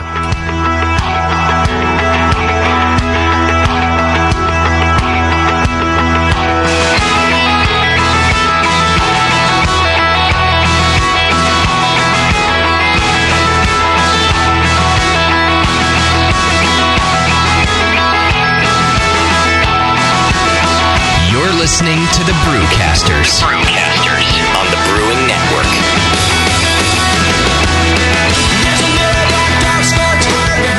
Hi, I'm Jason Harris, the proud owner here at Keystone Homebrew Supply. We're thrilled to be entering our 20th year of supplying this great industry, and to show you, the Brewing Network Army, how much we appreciate your support, we're offering you 10% off your first order on our website, KeystoneHomebrew.com. Just use coupon code BNARMY at checkout, and I'll get your order out the same day. My goal at Keystone Homebrew Supply has always been to have a complete supply of everything a brewer could want. When you place your order online or when you come into our store, it's our goal to have everything on your list and more. One aspect of KeystoneHomebrew.com that we're really excited about is the ability to fulfill customers' exact grain bills. Do you hate to wait? Keystone Homebrew Supply can get your precious yeast and hops to you within just one day if you live between Connecticut and Virginia, and within 2 days east of the Mississippi. KeystoneHomebrew.com. Coupon code BNARMY. I'm Jason Harris, and I approve this message. What could be better than great blues music and great beer? Rock your summer right at the 4th Annual Pleasant Hill Blues and Brews Festival. Saturday, July 27th from noon to 6 p.m. Come enjoy tasty beer, delicious food, and free live music featuring the Candy Cane Band, the Chris Cane Band, and many more. Unlimited beer tasting and VIP access available at beautiful Pleasant Hill Park. More than 25 of the best and some of the newest Bay Area breweries will be on hand, like Lagunitas, the 21st Amendment, Sierra Nevada, Heretic, Lost Coast, Rocksteady, and Almanac Brewing. Get your tickets right now for the Blues and Brews Festival at bluesandbrewsfestival.com. And new this year, Friday night will be a pre-party concert from 6 to 9 p.m. Come enjoy the music of the Big Jangle. Don't miss the Pleasant Hill Blues and Brews Festival for great blues and great brews. Get your tickets today. Tin, Getting tired of that same old handcrafted beverages day after day? Are you looking for something with more diversity than your normal beer? Fellow BN Army member Michael Fairbrother, owner of Moonlight Meadery, is reviving an entire beverage category, mead. The meads at Moonlight Meadery are all handcrafted from the finest honey on the market and are perfect for any occasion, like weddings, baby showers, or... Excuse me? Mead is not your average girly drink, mister, and Moonlight Meads can be enjoyed anytime, anywhere. Football games with the guys. Yeah. Barbecues with the guys. Yeah. Operating power tools with the guys. Yeah. Actually, sir, that's really dangerous. Good point, son. Next time you have something to celebrate or are just looking for a new tasting experience, pick up a bottle of mead from Moonlight Meadery. Now in 21 states, making over 60 varieties of mead from dry, semi-sweet to sweet. Break out of that craft beer lull. Grab a bottle of Moonlight Mead. Can't find some? Then ask. No, make that demand some. Yeah! Hey, my brewing brothers and sisters. This is Jamel Zanishev, and I want to tell you about Heretic Evil Twin. You might be familiar with my homebrew recipe, which uses massive late hopping to create a balance between the malty sweet and the hoppy bitter, along with an outrageous malt and hop character. I wanted a beer with the same bold hop and malt character, so we played around with the homebrew recipe until we were able to make a great commercial version too. We've created a beer rich in malt character, full of caramel, toast, biscuit, and an ever so subtle roast note. On top of that, we piled in an insane amount of Citra and Columbus hops at the end of the boil, as well as in dry hopping.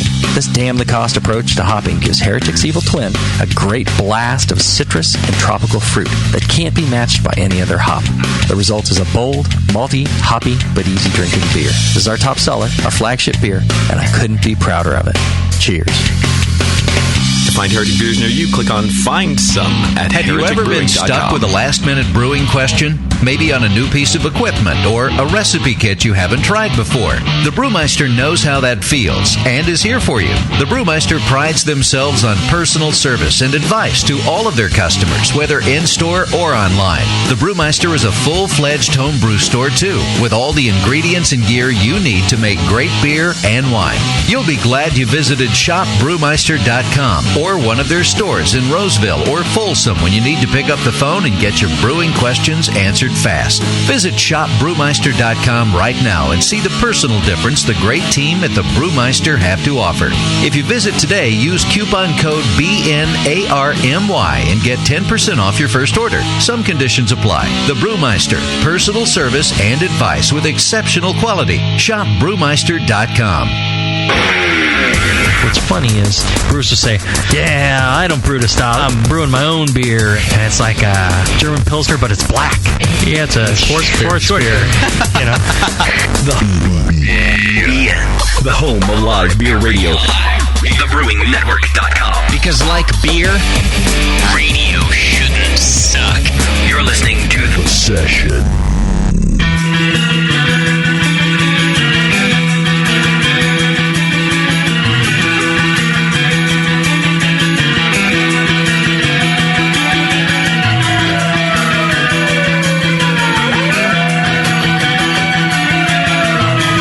Tuned into this session because life's too short to listen to crappy radio.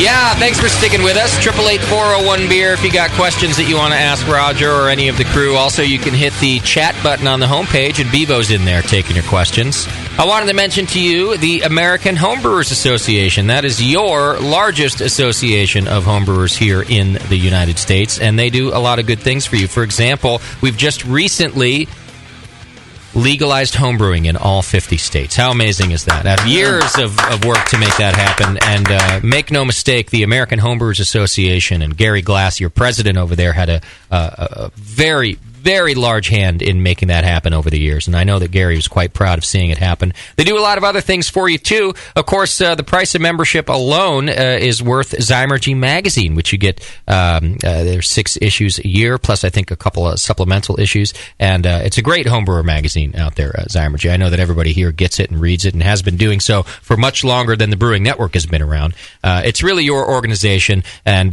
we're all members, and you should be, too. Go over to homebrewersassociation.org and learn all about it.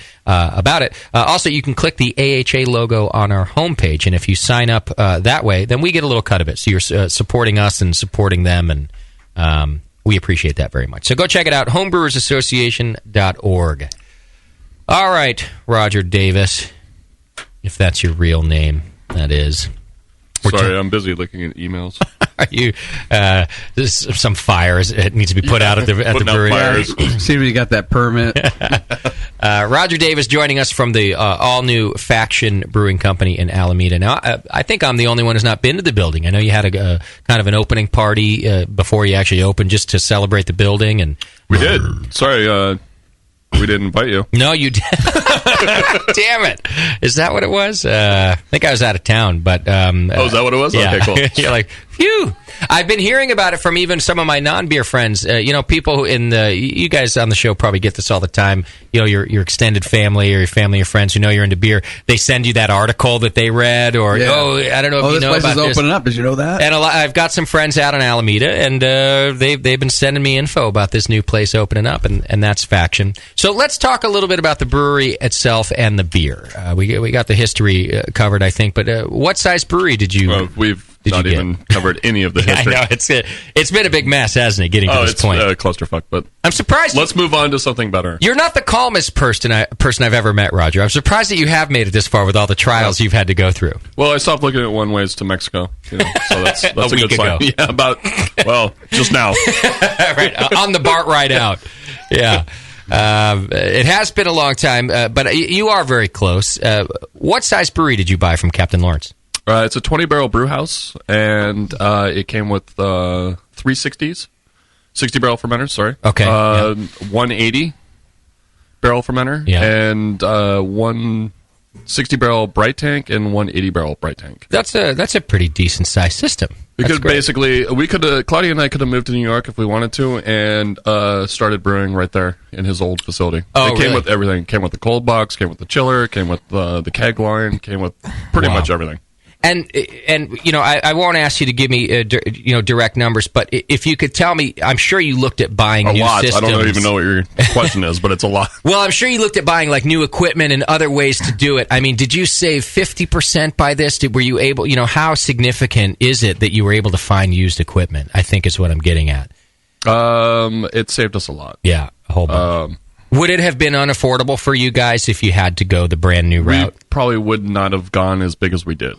Okay. You might have had to do a 15-barrel. Brew house, and then 15-barrel fermenters, and then start graduating in the 30s and blah, blah, blah. Got it.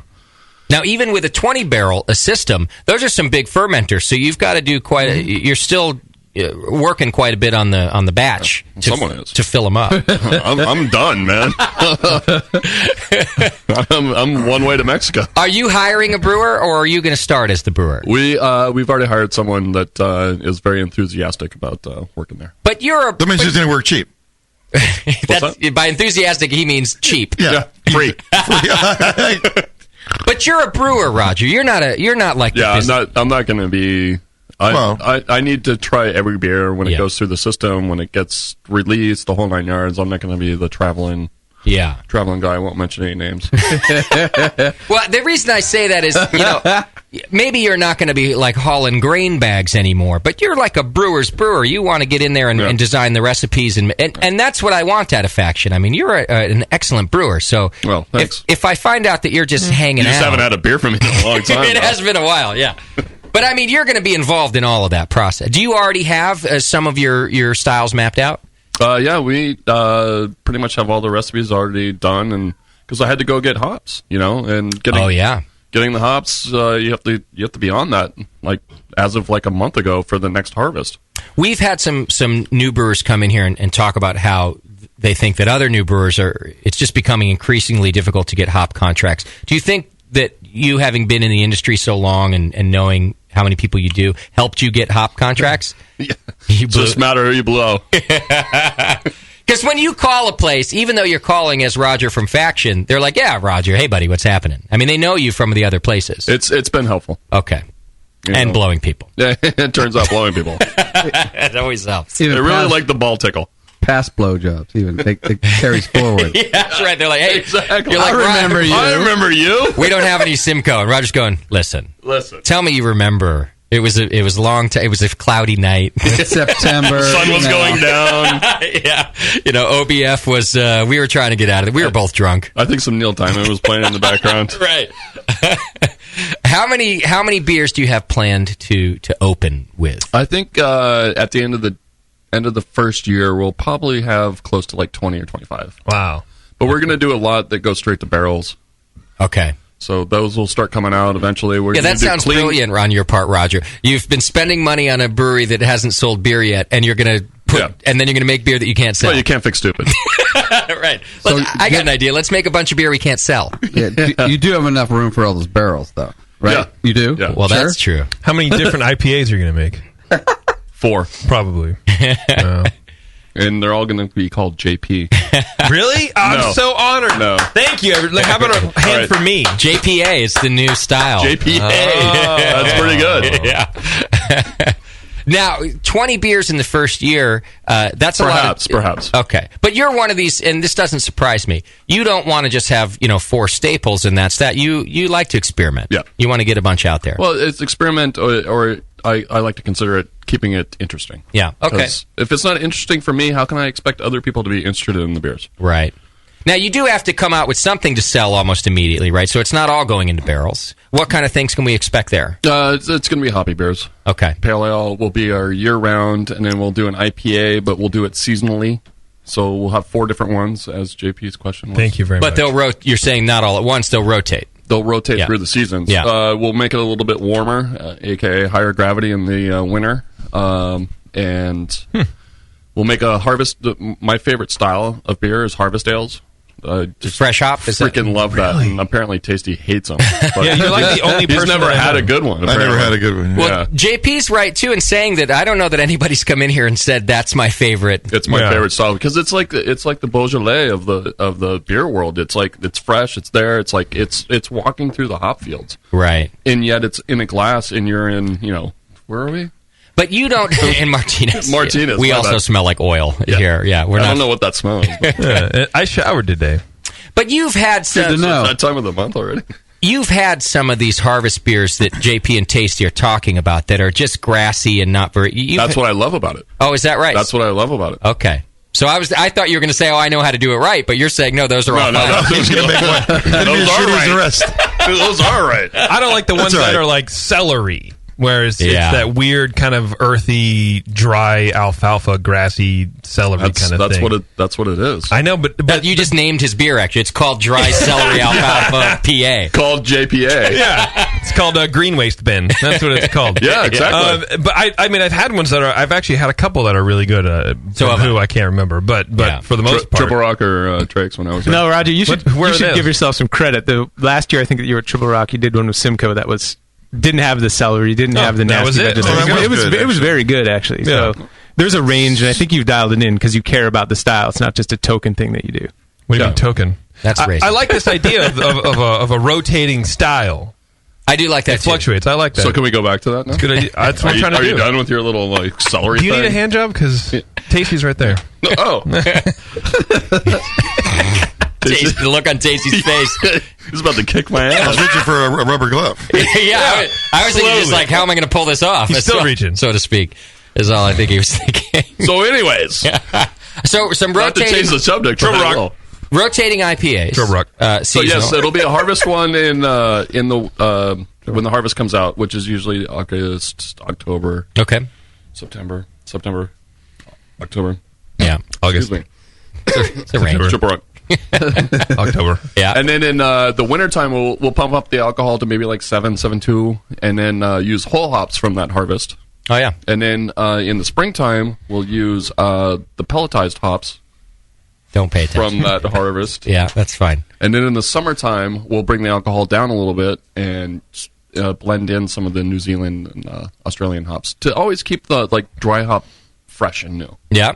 As opposed to hey, these are stale. Let's go and throw it in the fermenter, I know what to make with these, an IPA. Yeah, let's throw in the IPA. See, but that's at least a fresh take on a really played out style. Yeah. I like it. It's very good. Well, I got the idea from AleSmith because they have that great Yule Smith that they put out in the wintertime, and then they put one out in the summertime. Got it. Yeah, I said it. Played out style.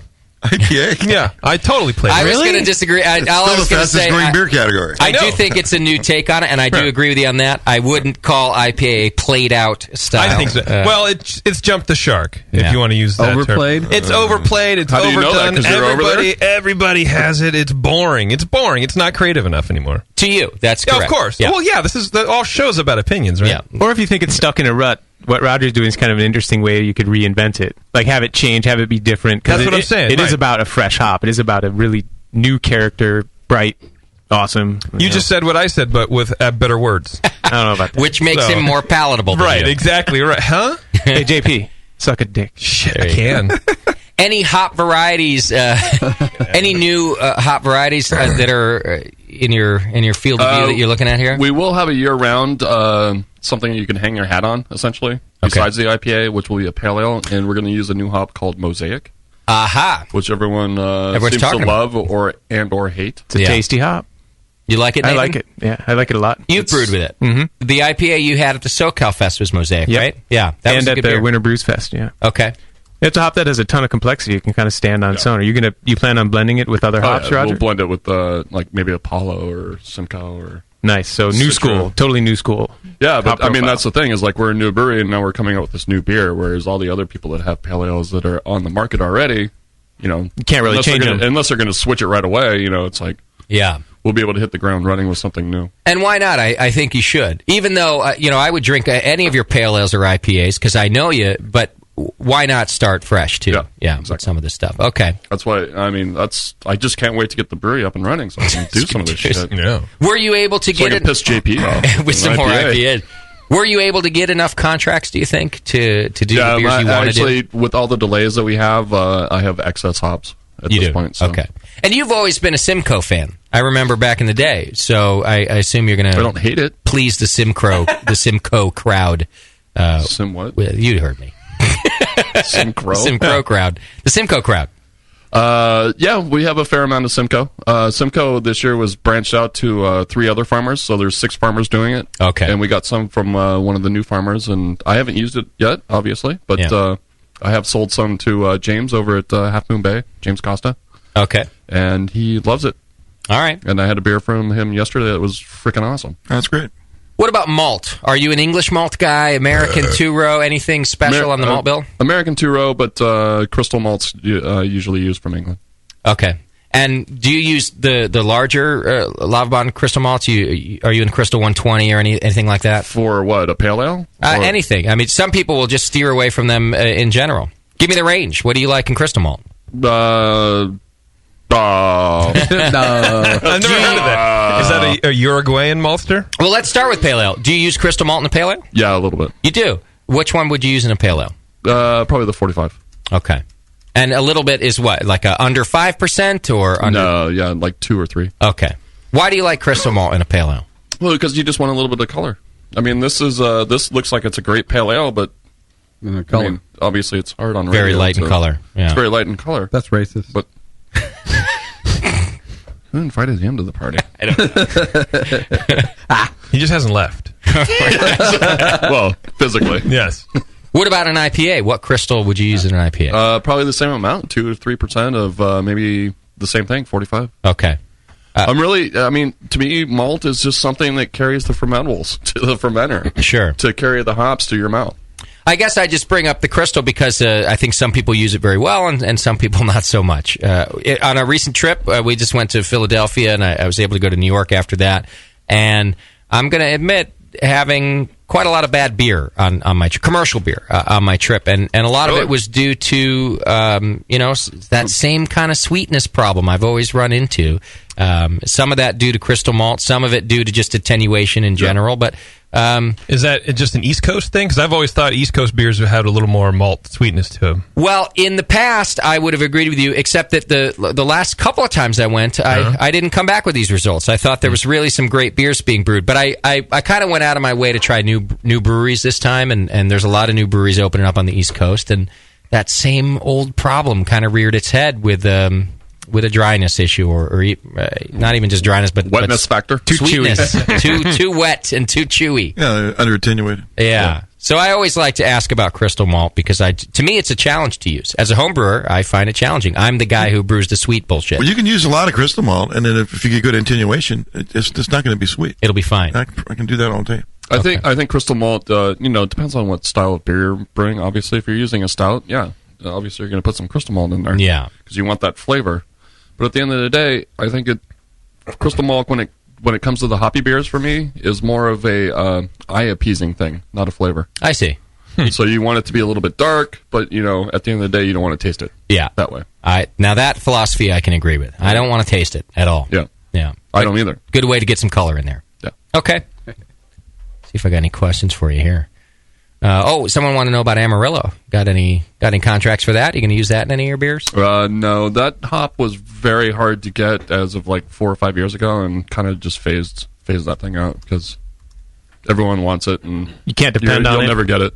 Okay, so I got to go back to the harvest ales for a second too. We kind of alluded to this, but one of our listeners in the chat wants to know: is there a trick that you could point out for not getting that kind of vegetable mess in a harvest ale? Is there anything special that you're doing, or is it just hop selection? I would say it's hop selection, but at the end of the day, I'm using like 10 pounds to a barrel. You are, yeah, and it's just a huge amount, right? So it's just like insane. Wow, just wet whole hops. Just throw it in there and see what happens after it ferments. You had this cool technique, if I remember correctly, where you turn the mash tun basically into a giant kind of a hop back for it, too. Yeah. That might be one. So you're using the false screens that the mash typically would hold the wort back, or vice versa. But then you're putting the hops in there, and then you're putting the wort back on it. And then it's just an easier way to get the hops out of. So does that mean you're not boiling them as much too? You're kind of leaning more towards just getting the oils out. Yeah, exactly. So I think so. That's You're using key. Pellets in the kettle or whatever.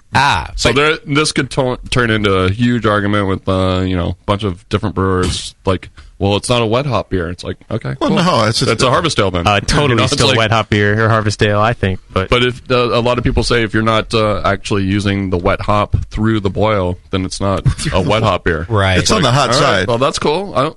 I never said it was. Whatever. How about a harvest ale? Can we agree? I could see that argument if you were doing an estate beer and you wanted all the hops to be from that crop, but otherwise, I think there's some leeway for creativity. I do like it when people start to argue with you about the rules of the beer. Yeah. Well, if you're using it there, it's not a... That's not right. Don't you just want to spit in someone's face when they start with that? Well, I mean, if you're using that, it's not really a black IPA. All right. Okay. You can't use Black Patent. That's not allowed. It has to be Carafa 3. Black IPA. What is that? A hoppy stout? It's a black guy pale ale. That's what it is. Yeah, it's JP's new style. That's right. Do you like black IPA? No. Of course he doesn't. Yeah.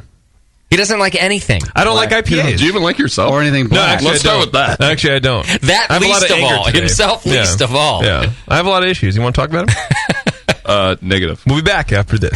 After Roger helps JP. That's a new show we should put out. Oh, Jesus.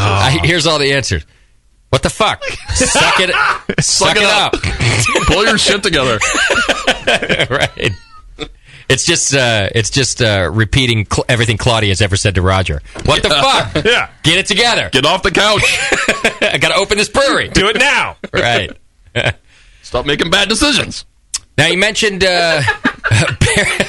it is. It's just a... You guys would be great. Just please do... we'll just send them to Claudia. Fuck it. We need a reality. Cut out the middleman. Claudia and JPA. Or JPI, sorry. Yeah. All right. Barrel-aged beers. You mentioned are you going to do some sour projects and things like that, too? We intend to, yes. Atta boy. Yeah. I don't know if I've ever had a Roger Davis sour beer. Have I? Intentional? You done one at... Well, yeah. Have you done one at Triple Rock or Drake's or anywhere?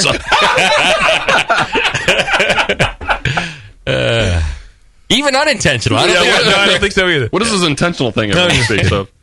No, we're going to do intentional ones. Yeah, we're going to do sour beers. Don't know if we're going to branch into the bourbon barrels and whatnot, brandy barrels for that. But so we're going to do sour barrel-aged beers and clean clean barrel-aged beers. Okay.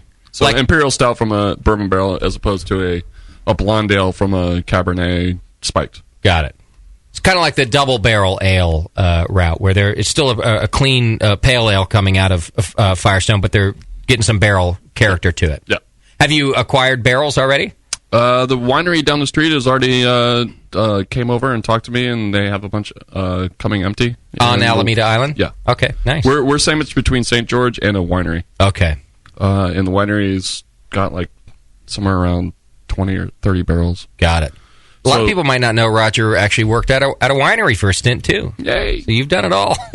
Yeah, you weren't too stoked about that stint. No, it was great. It's making wine. Yeah, it's a whole different ballgame. Right. It's good to understand the process too, though, isn't it? I mean, it might help you even on the barrel side. Yeah. So. Yeah. No, I learned a lot. Okay. A ton. What about packaging for the new brewery? What are we going to see come out of there? Just kegs or kegs in the beginning, and then bottles eventually. Okay. We'll use the mobile guy until we can afford something that's better. What about this can revolution everyone talks about? I don't like it in the can. No? Why not? Why not? Bad experience. Leave him alone. Why did you interrupt? JP was whispering to me. Yeah, right. Don't worry about it. He was about to talk about it. My fault. JP, I kind of do like it in the can, actually. There is a roaming... Back after this. There's a roaming bottling guy who's, in my opinion, the man's a genius. And he does, like, Pacific Northwest down to here. I don't know if he goes to SoCal, too, or not. But He does. Beechwood is doing it now. And he just, he's busy all the time. You got to book him way in advance. He shows up. Does he show up? You just have to order the glass, and he does the rest? He does all that, He brings the glass. Oh, he does that, too. Shows up with everything, and he allows breweries, on a budget to bottle beer. What a great... He's got a big semi and all concept. equipment in it? I don't even think it's that big. No, it's a little box truck. So he has the bottles shipped to you, and he does the labels, and those all go to you. And then he just shows up with his fucking equipment, hooks it all up, and there you go. Does it. Yeah. You supply a little bit of staff to help him run the bottles through, and great concept. 4-man job. It does. Packaging leads me to another question from the chat room, wanting to know if you're going to be just a production brewery, or will you have a tap room as well? We'll have a tap room eventually. Okay. That kind of got backburnered just because, what's the point of having a tasting room if you have nothing to taste? That's a good call. That's so good logic. We're focused more on the brewery right now, and then the tasting room will probably be like September, October. Got it. Okay. But we'll be open. You can come by and have a beer or hang out, but the whole tasting room, like, done to the T's, is going to be a little bit more. Okay. I'm trying to read through this question. It's in the chat room in front of me, and it's... Roger, what kind of yeast are you going to run in your brewery? One. Lots of O's and lots of and a 1. One. No half yeast? Going to ferment that about, 70 or so? Yeah. I like to let it just free rise after knockout, knock it out at like 65. You're a 85. low, what are you, 64 or 65? Yeah, I'll ferment everything usually pretty much around 62. Yeah. Okay, that low. Ester free zone. I like that. You got a bigger zone now. That's where I run mine. It's a bigger zone, yeah. I'm a fan. I don't brew that low, but I'm a fan, or ferment that low, but I'm a fan of the ester free zone for sure. I don't, let the malt and the hops do their thing. Why are you letting the yeast do too much of imparting of flavors? Yeah, in my opinion, just let it do its job and get out of the way. Yeah, exactly. Move on. So what Move about on to the next beer? What about the water? This is probably water you brewed with before. You think there's any differences, or? We basically have the same water that's coming through the East Bay. I mean, Drake's has the same water that we do. Triple Rock, everything. Okay. You're usually not a fan of messing with that. You plan to mess with the water? No. As far as additives? Just filtered, just carbon block filter, and that's about it's going to be carbon filtered, and that's it. That's how I would do it. Mm-hmm. That's all you need. But it's because I don't know what the hell to do with it. Yeah, that's the only thing I know to do. What else would you do? Not a thing. That's all I know how to do. What else could you do? I hooked it up to this carbon filter. That's what I know how to do. Done. Will you have an automated way to turn on the kettle without you there to see if there's any liquid in the bottom of the kettle? Are you going to make it idiot-proof? What is go fuck yourself? New listeners, go listen to past episodes. You'll find out all about that inside joke. That's great.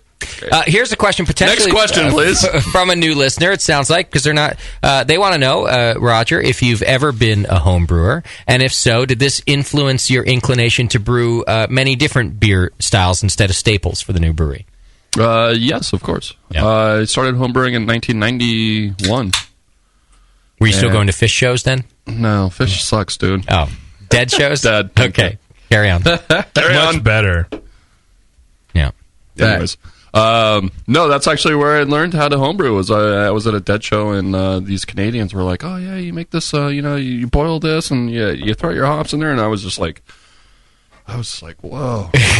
There's like a light on me, just like this epiphany. It was just like, I didn't know you can that. make your own beer. That's so awesome. I went back down to LA when I was living down there, and went to the local wine store. Yeah, winemaking store. They didn't call them homebrew stores back then. And got a whole kit. It cost me $100, $150, I think it was. And wow. Went home and made some beer, and God, it tasted like shit. But you quit your job anyway. Yeah, exactly. Look at me now. Yeah, it all worked out great. Now I'm still laying on the couch watching TV. What were you doing back then before you were a brewer, Roger? When I was in LA, I was doing the midnight to 9, stocking shelves in a grocery store. Okay. But then... and were you into craft beer? Yeah, of course. You were, okay. Well, going to the Dead, that's like Sierra Nevada, and like everyone was just like, oh, yeah, I just came from the East Coast. It's like, oh, dude, did you bring some of that Fat Tire? Oh, yeah. And it was just like, yeah, man. Here you go, dude. So we were all drinking Fat Tire because it was like, it was in the bigger bottle and whatnot. Yeah, I actually went to big Lagunitas when he was in Lagunitas. In actual Lagunitas? Yeah, when he was like a little, I guess they call them nano brewers now. He was very small. I think he was like a 5-barrel system. Mm-hmm. I didn't know that. And you can only get it in this one bar that was out in West Marin. Okay. And we went out there and had a couple of the beers, and we were like, wow, this is fucking good. Right. And now look at him. How many? Tony's doing like fucking 600,000 barrels. Yeah. How many 22s of Fat Tire per balloon of nitrous was the what was the exchange ratio? rate? Yeah. I don't know. Okay. He doesn't remember. Yeah. That's exactly what I meant to say. So do you think that homebrew outlook has stuck with you in terms of doing so many different beer styles with the new place? I think so. Yeah. Because this brewer says, one of the things, he brews a new style every time, and that's kind of the homebrewer mentality. Yeah. Well, I mean, one of my favorite beers right now is Trumer. I love Trumer. So do I. It's like it's one of the best pilsners I've ever had in my life, and I'll probably drink that forever. But it would kill me to work there because you're making one beer. Yeah. It'd be like, well, can we mix it up a little bit here? Can we make a throw some different hops in here? Can we try hop it? Can we do this? And let's have a beer release. Yeah, exactly. It's never going to have another release. I think I remember at the Firestone Festival. You've been to that, of course, Roger. And the rules are you have to send a special beer, but Matt also likes Trumer. He really likes Trumer, so he wanted to invite them. And I think they sent like an unfiltered version or something. Something before it went through the filter because they just don't brew something else there. It's funny every time I see those guys at a festival. I'm like, hey, so what'd you guys bring? Really, you do that too? God. And of course, there's nothing wrong with that because it's a great beer. But it wouldn't be for me either, and it's not for you. To brew the same thing all the time. But I would love to have that consistency in our brewery, right? Because that beer is consistently good. Back to the fermentation, Grod writes in, with you fermenting so low, do you have to increase the pitching rate at all at those temperatures? Sure. You do? Well, I mean, we don't have a microscope, so it's hard to tell. I always call it brewer's intuition. It's like when you think you got enough yeast in there, then you have enough yeast in there. Then you move on to the next step, which is putting a wort in there. But and you're using the pitch multiple times, I assume. Yeah. So we'll go up to like 10 to 15 generations. So it's maybe only that first pitch that you might be concerned that it's not enough. Yeah. Okay. All right. But yeah, you should probably. I'm a firm believer in over pitching and not under pitching because you get a lot less off flavors by over than under. Okay. Yep. It's like a long bumper sticker right there. But it's true. I've heard very little comments about people over pitching. Yep. I think one time in the history of the show, Chad was brewing like once or twice a week and was really brewing these great beers. And the only comment Jamil had for him, because there was just something going on, was he felt that Chad was over pitching. And I think Chad, corrected that. But in the history of us bringing in what is wrong with this beer, it's I think the only time I've ever heard over pitching. It's hard to do. Yeah. Especially on a homebrew scale. Yeah. Well, the only thing you're going to get really is like autolyzed yeast. You're going to get that meaty off taste because it just sits around for most of the. Well, it's eating itself at that point. They're eating the sugars that the yeast that was trying to do its own little thing with. Right. Now it's eating that, and you're going to get autolyzed yeast, and it's not good. Got it.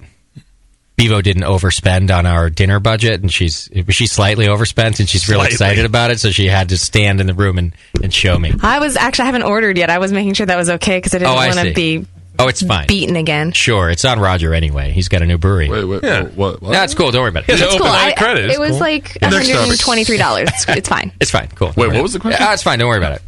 Overpitching? If you see a charge at Target.com, don't worry about it. Burt Boys Brewing wants to know if you're going to do any lagers, Roger. And I don't think I've ever had a Roger Davis lager before. Well, Burt Boys Brewing can go fuck himself.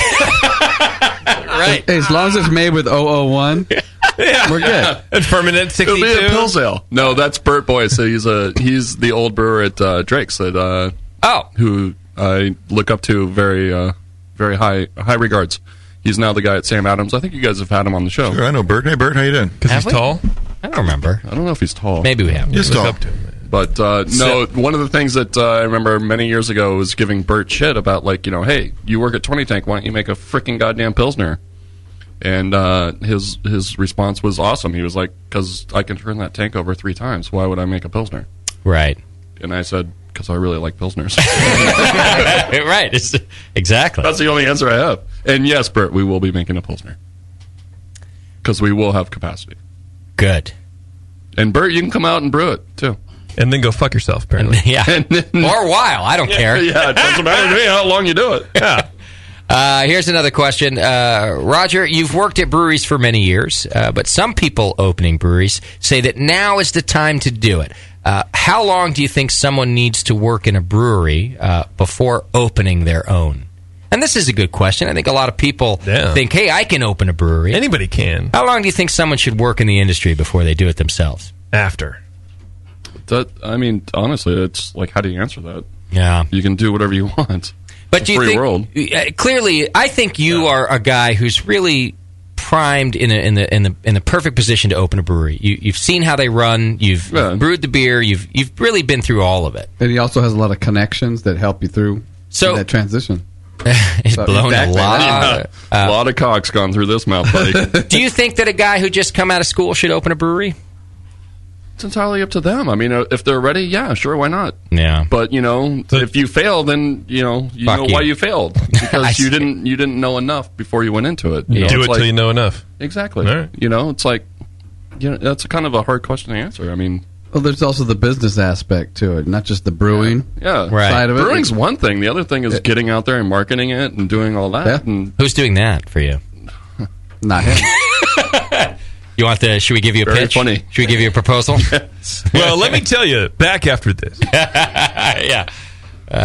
You guys have a rad logo. I'll give you that marketing-wise. We already had to change that. What? We had to change it. You had to change the faction logo? Is it the one that's on our website right now? Yeah, that's sold. You're kidding me. Yeah. What's changing now? Just a middle finger? Roger, you do this sometimes when you're just fucking with me. He's not, actually. This is for we real. had to change it. What happened? Well, just copyright bullshit? Other breweries are using it, and there's a lot of cutthroat stuff going on right now where people are suing other people because of this and that. And Wait a minute. In the brewing world, in I thought the it was craft beer world, and we just don't want to be any part of that. We don't want to be like. So you just change it instead of dealing. Yeah, exactly. Does your new logo have a hop grenade in it? Because I will be the first to sue you, No, Roger. I don't will give a whoop shit. your ass. I will sue you tomorrow. Actually, it does. Sorry. It's Roger's ass and a giant hop grenade. That's it, right there. It's my ass dropping a hop grenade. Wait. So this guy right here that I love is gone. That logo right there. Can you see on the... You got to look on his computer, not mine. Yeah, it's gone. Do you have a new one already? Yeah. I'm looking for it. Yeah, email me that. I want to see the new one. Oh, that's too bad, Roger. It's nice, but there's a brewery, Revolution, over in Chicago that has that. There's Iron Fist down in San Diego. Is that for real? Yeah, they shop at Adam and Eve. Iron Fist. I didn't know if you were making it up. I don't name the breweries, okay? They're using the same one also? They're using something similar. Wow. And then Rogue actually has that too. Oh, man. And Rogue has money. Yeah. It sucks because I just got this tattooed to my ass last weekend. I was like, I'm so proud of Roger. I'm going to get his logo tattooed to my ass. I told you while I was doing it. I was like, this is a bad idea, dude. But I was like, I still got this. It'll look great. JP signed his name underneath. Yeah. Actually, I forgot to actually do the tattoo. I just wrote my name. Oh, phew. Yeah. Then we're good. So I just have your name tattooed on my ass. Man, what a relief. All right. Well, we'll get a look at this new logo. In the meantime, we got some more to do here, so I got to get us to a break. We'll come back and do our Brewcaster Challenge announcement. I think Roger's going to hang out with us, so if you got more questions, 888-401-BEER or put them in the chat room. Roger, I'm happy to hear about Faction opening. You don't have to change the name, do you? Not yet. Not that I know of. We're now Traction Brewing Company. We have Fraction. Yeah, we're a Fraction. Can't sell in China. Yeah, right. Oh, Fraction. Speaking of that's racist. Speaking of all this racist stuff, you guys heard about that KTVU thing? Yes. Yeah. That was like stereo. Yes. Nothing too soon about that, if you ask me. No. It's just so messed up. It's so messed up. In case any of you are living on an island with the blind people, Alameda Island, that is. It was a great local news station reporting on the crash that reported all the names of the flight crew. Been laughing for like 3 days on all the pilots. Yeah, the pilots, which was like, you too low. Something Wong. Something Wong. I mean, it's so... Bing dang ow. But here's why it's terrible. funny. It's funny because of how idiotic broadcasters are, how stupid news people are. How do you... Now, I tried to think about it because I've been a host of this and some TV stuff, and, so I tried to think about if it was me, if I was the anchor person. I think I would have read one name. I would have gotten that far, I'll admit. I would have, you're just reading the teleprompter. I would have read the story live, and so we now have the names, and here they are. The pilot's name was Something Wong. And right afterward, that's where I really think I would have gotten it right then. Red flag. I really think right then I would have at least paused and looked ahead at the rest of the names. Well, that next one says, we too low. We too low.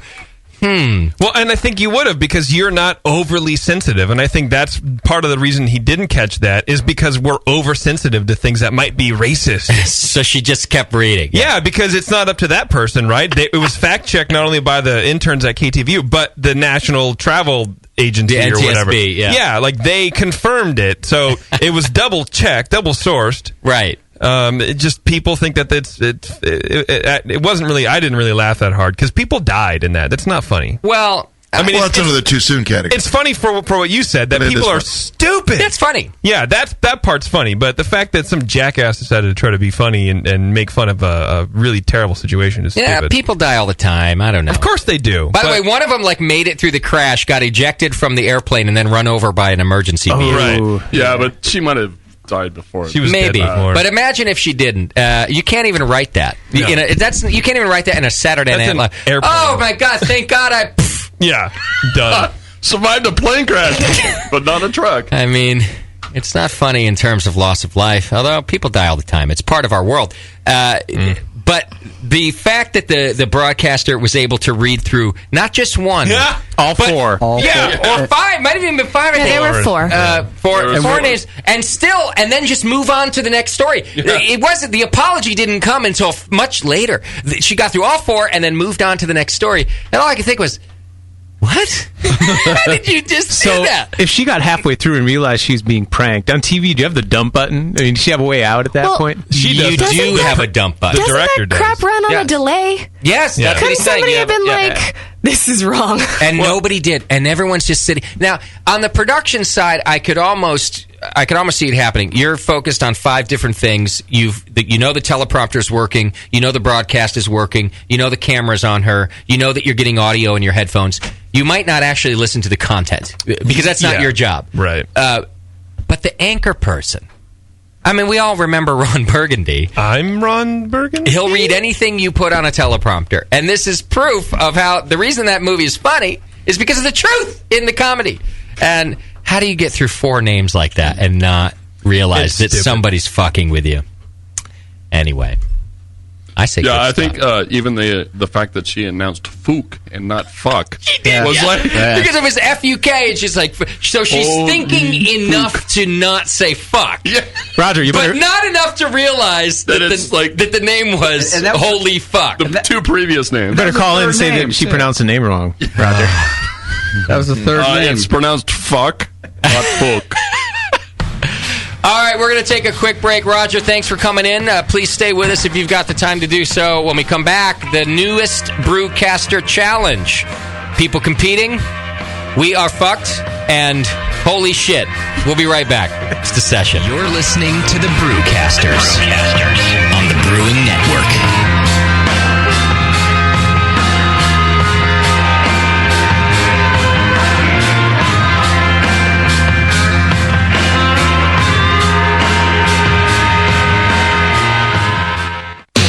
Where do you go for for all the stuff you need to brew. Homebrewstuff.com, of course. In their Boise, Idaho storefront and warehouse, they have more than 750 craft beers and 8,000 square feet of homebrew products in stock. The staff at Homebrew Stuff are homebrewers themselves. They try out just about everything, including the beer, so they can answer your questions knowledgeably and correctly about brewing, kegging, and anything else you might need to ask. Don't live near the Homebrew Stuff store? Visit homebrewstuff.com online and take advantage of their $7.95 domestic shipping available on most orders. Homebrewstuff.com is a proud sponsor of the AHA, NHC, GABF, and countless other acronyms. So if you're a homebrewer looking for great people, a great selection, and great deals, head to homebrewstuff.com, online or in person. Visit their YouTube channel for loads of free how-to and product videos. All of the stuff you need to brew. homebrewstuff.com. Do you know the 3 most important rules in brewing? Sanitation, sanitation, and sanitation. And no one does it better than 5-Star Chemicals. 5-Star knows sanitation. You can only sanitize clean equipment. And 5-Star knows how to clean, too. For craft brewers and home brewers, 5-Star has what you need to keep your fermenters, serving tanks, kegs, and draft lines sparkling and free of any beer-spoiling bacteria. PBW, caustic, acid cleaners, Star San, SaniClean, lubricants and defoamers, pH stabilizers, and more. 5-Star Chemicals has cleaning supplies, safety supplies, heat exchangers, pumps, hoses, and valves. And 5-Star is proud to offer eco-friendly products that exceed customer expectations. If you have a cleaning problem, you need the 5-Star solution. Visit 5starchemicals.com or call 800-782-7019. 800-782-7019 and get the 5-Star treatment today. When you hear Blickman Engineering, think innovation, passion, quality, and customer service. Blickman gear is designed by brewers to give you a sense of pride in your equipment. At Blickman, they know what makes brewing a pain and build gear that makes it fun. Like the intuitive beer gun, a completely different approach to filling bottles. The Therminator Wort Chiller, a new take on a plate chiller that's sized for flow, performance, and the high groundwater temps homebrewers face every day. The Brewmometer, a brilliant weldless thermometer design with brewing parameters right on the dial. The Autosparge, ultimate simplicity for preventing an overflow or running your mash tun dry. And much more, like the modular top-tier brewing stand, conical fermenters, and their Boilermaker brew pots. With more cutting-edge equipment coming soon, keep up with the latest from Blickman at blickmanengineering.com and stay on the cutting edge.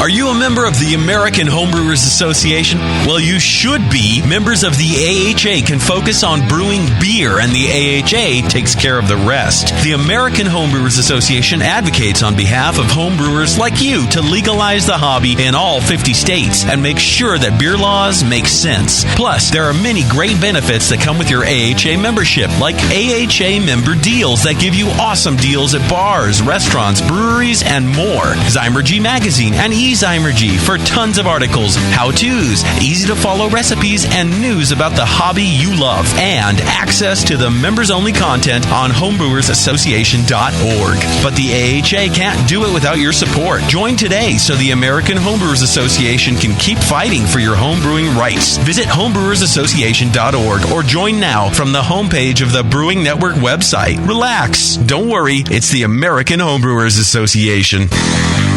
By popular vote from the Northwest Brewing News, HopTech has been voted the best homebrew shop in Northern California.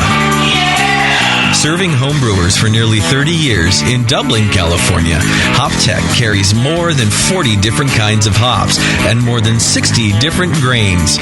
Malt extract, spices and sugars, hop oils and extracts. Open every day except Wednesday or shop online anytime at hoptech.com or call 1-800-DRY-HOPS, 1-800-379-4677. With in-store classes almost every Saturday, huge selection and a dedicated commitment to their customers, HopTech is one of the longest-running and passionate homebrew stores, period. And now, by popular vote, the best homebrew shop in Northern California. And don't forget their 15% military discount. HopTech. Visit today at hoptech.com. Mix me your 100-grain amber recipe, and I'm going to eat it. And then it can ferment in my gut. It totally works. The beer is almost identical to the grain sandwich. Your colon won't know what hit it. The home of live beer radio. TheBrewingNetwork.com. Because like beer, radio shouldn't suck. You're listening to The Session.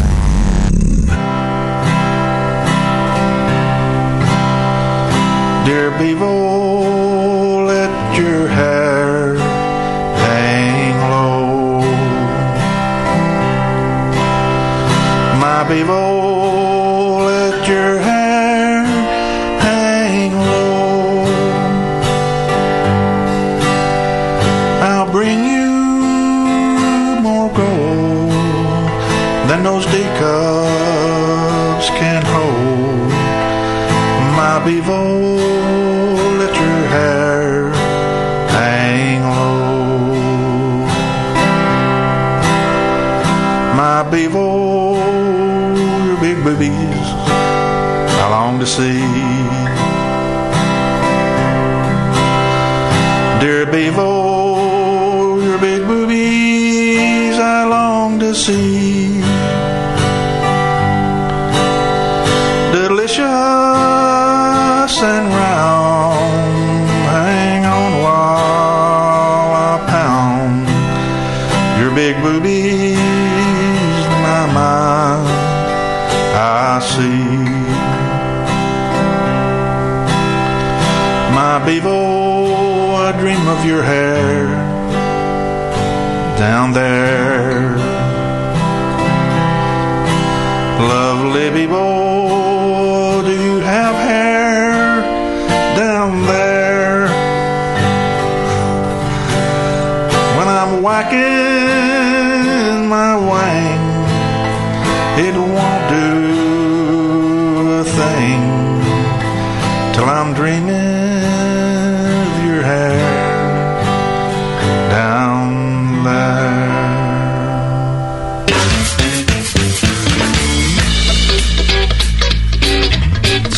888-401-BEER. This is The Session.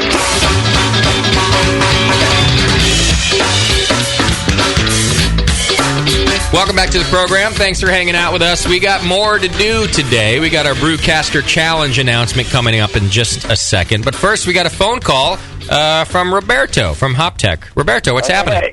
Hey. How are you, buddy? Hey. What? You know, I do have one slight problem. Yeah. You know, I got the newsletter. The BN newsletter. I love the picture of. Yeah, I love the picture of the Homebrew Club of the Year. Oh yeah, with everybody there. Yeah. Yeah. Okay, see the two photographers? Hang on, I'm looking at it now. I do. I see them. Yes. Okay. Those are my credentials between them.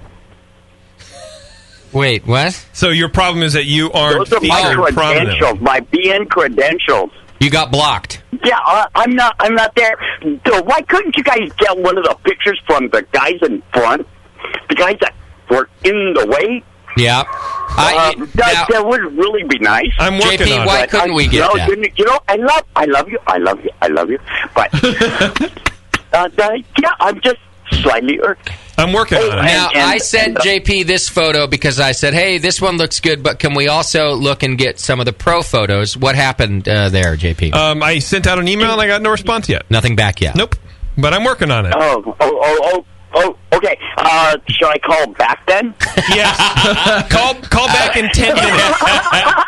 And we're going to update our Facebook photo with the one we get from the guys in front. So you will be on our Facebook page. You know, I think I paid our dues for that picture. What's that? I mean,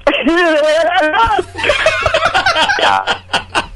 I had a load of fun in Philly. Good. I'm glad you did, Roberto. And you deserve to be in the photograph, goddammit. Yeah! I'll draw you in Photoshop, bro. Yes. Well, you know the best part? We had the entire balcony to ourselves watching the BN the anniversary party. Oh, yeah. We had a couch. Nice. With a bar with 6 taps behind us, and nobody knew how to get up to it. Perfect. That's why you are VIPs, man. That's right. Yep. Yeah. Oh, we snuck up there. We weren't VIP. We snuck up. I don't. That wasn't supposed to get out. I am so sorry. All right, I gotta go, Roberto. But you're right on the photograph. You're absolutely correct. I will get it fixed, and we'll post a new one. You're gonna do it soon. Thank you. By we, I mean JP. Shit. Thanks, Roberto. I gotta go. I'm very sorry. Okay. No, he's sorry. I got a lot to get to. Because it's time to announce the Brewcaster Challenge. It's our latest one. Anybody remember Nathan, do you remember what happened in the last Brewcaster Challenge? I have no idea. You don't totally blacked out. No, I think I won. Something with cash prize. I'm waiting for it. Cash prize. Yeah. You realize that now there have been 2 rounds, and you are in the short company of the loser bracket with me. Exactly. You're now in the losers bracket with me, Nathan. It's great company. Yeah. Is there going to be a runoff of the loser bracket? We're going to make carpet porter at the end of it or something. I don't know. It's going to be great. There is probably still going to be a losers bracket competition. So you're not out, and neither am I. Although we are out from the championship. It's a single elimination tournament. So the only way you can become the Brewcaster champion for this year is to have never lost a round. Like me. So your cash prize will just be smaller. Right. Right. So, the moment everybody's been waiting for. Who's next on the Brewcaster Challenge? A lot of speculation, of course. Well, if we had a soundboard, we can do a drum roll. We going to get a beer from Moscow? Moscow is in the Brewcaster Challenge tournament. Yes, he is. So are some others that you might be surprised to learn about. Oh. But this one will be competed against between Doc and John Plissé, ladies and gentlemen. That's right. I've got John Plissé on the line right now. Biddy G himself. P-Town. The gauntlet has been thrown. It's you versus Doc. I'll tell you your style in a minute, but do you accept the challenge? Is that a no? Word. Checking with his word. He's in. We're putting. Let me think about it. Think about yes. it. He's in. Attaboy. John's in. Doc, are you in? I am in. Okay. Here we go. Now, listen. I have the feeling that John feels like he was thrown in this willy-nilly and that he's the underdog. But that is actually not the case whatsoever. We had to think about who can compete against Doc. The same as we had to think about Nathan and Tasty and leveling the playing field. We already have a plan for Jamil. And, Jamil is a tough one. Nobody! So we needed somebody who can brew as cleanly and consistently as Doc does. And John, whether you remember that or not, that's you, buddy. It's you. There was a lot of speculation going on at NHC. Everybody was talking to me about it. Thanks. Did anybody pick John?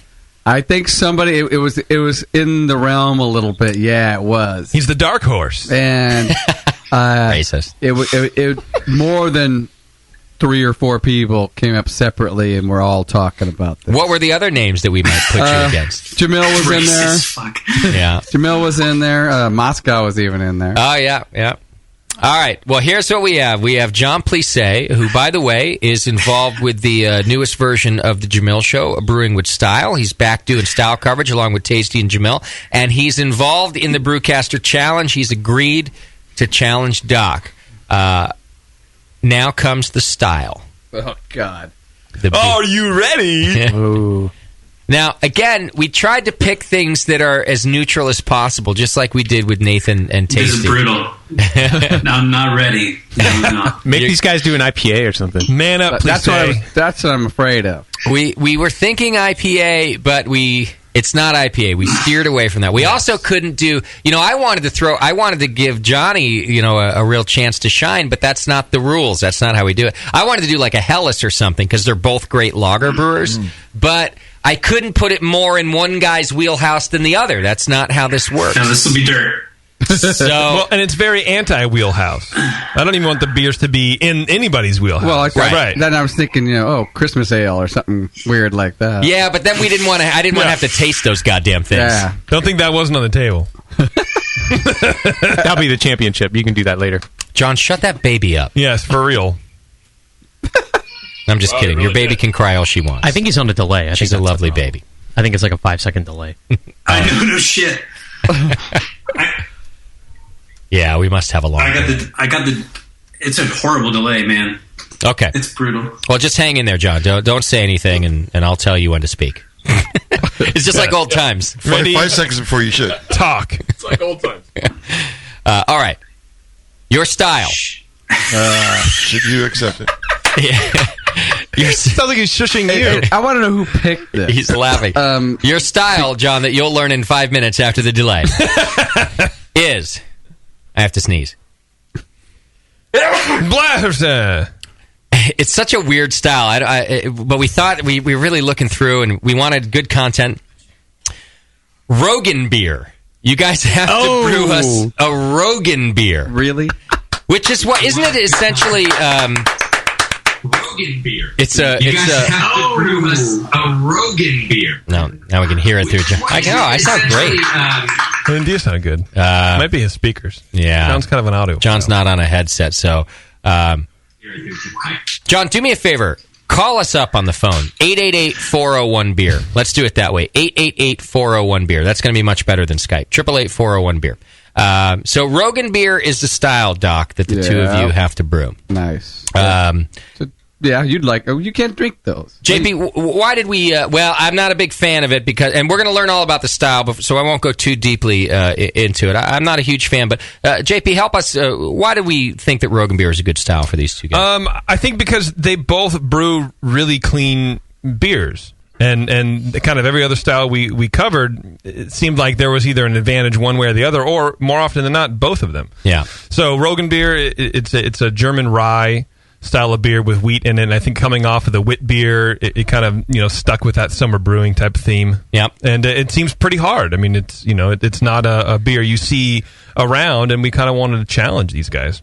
We also try to think about what we've heard you guys talk about and what you've brought into the shows and what you've competed with. We're doing that with everybody. And when JP brought up Rogan beer, I thought, well, shit, I haven't heard that from you. I certainly haven't heard it from John, and I don't think I've heard it from Doc. So it's also kind of cool, content-wise, to get some of these rare styles in here because, as you'll hear from our next guest, a Rogan beer is even tough to find commercially. Yeah. So it's the perfect style for homebrewers to learn about because it's something that we can do that you're not going to find on the shelf. I think I've only had one handful of homebrewer once, ever.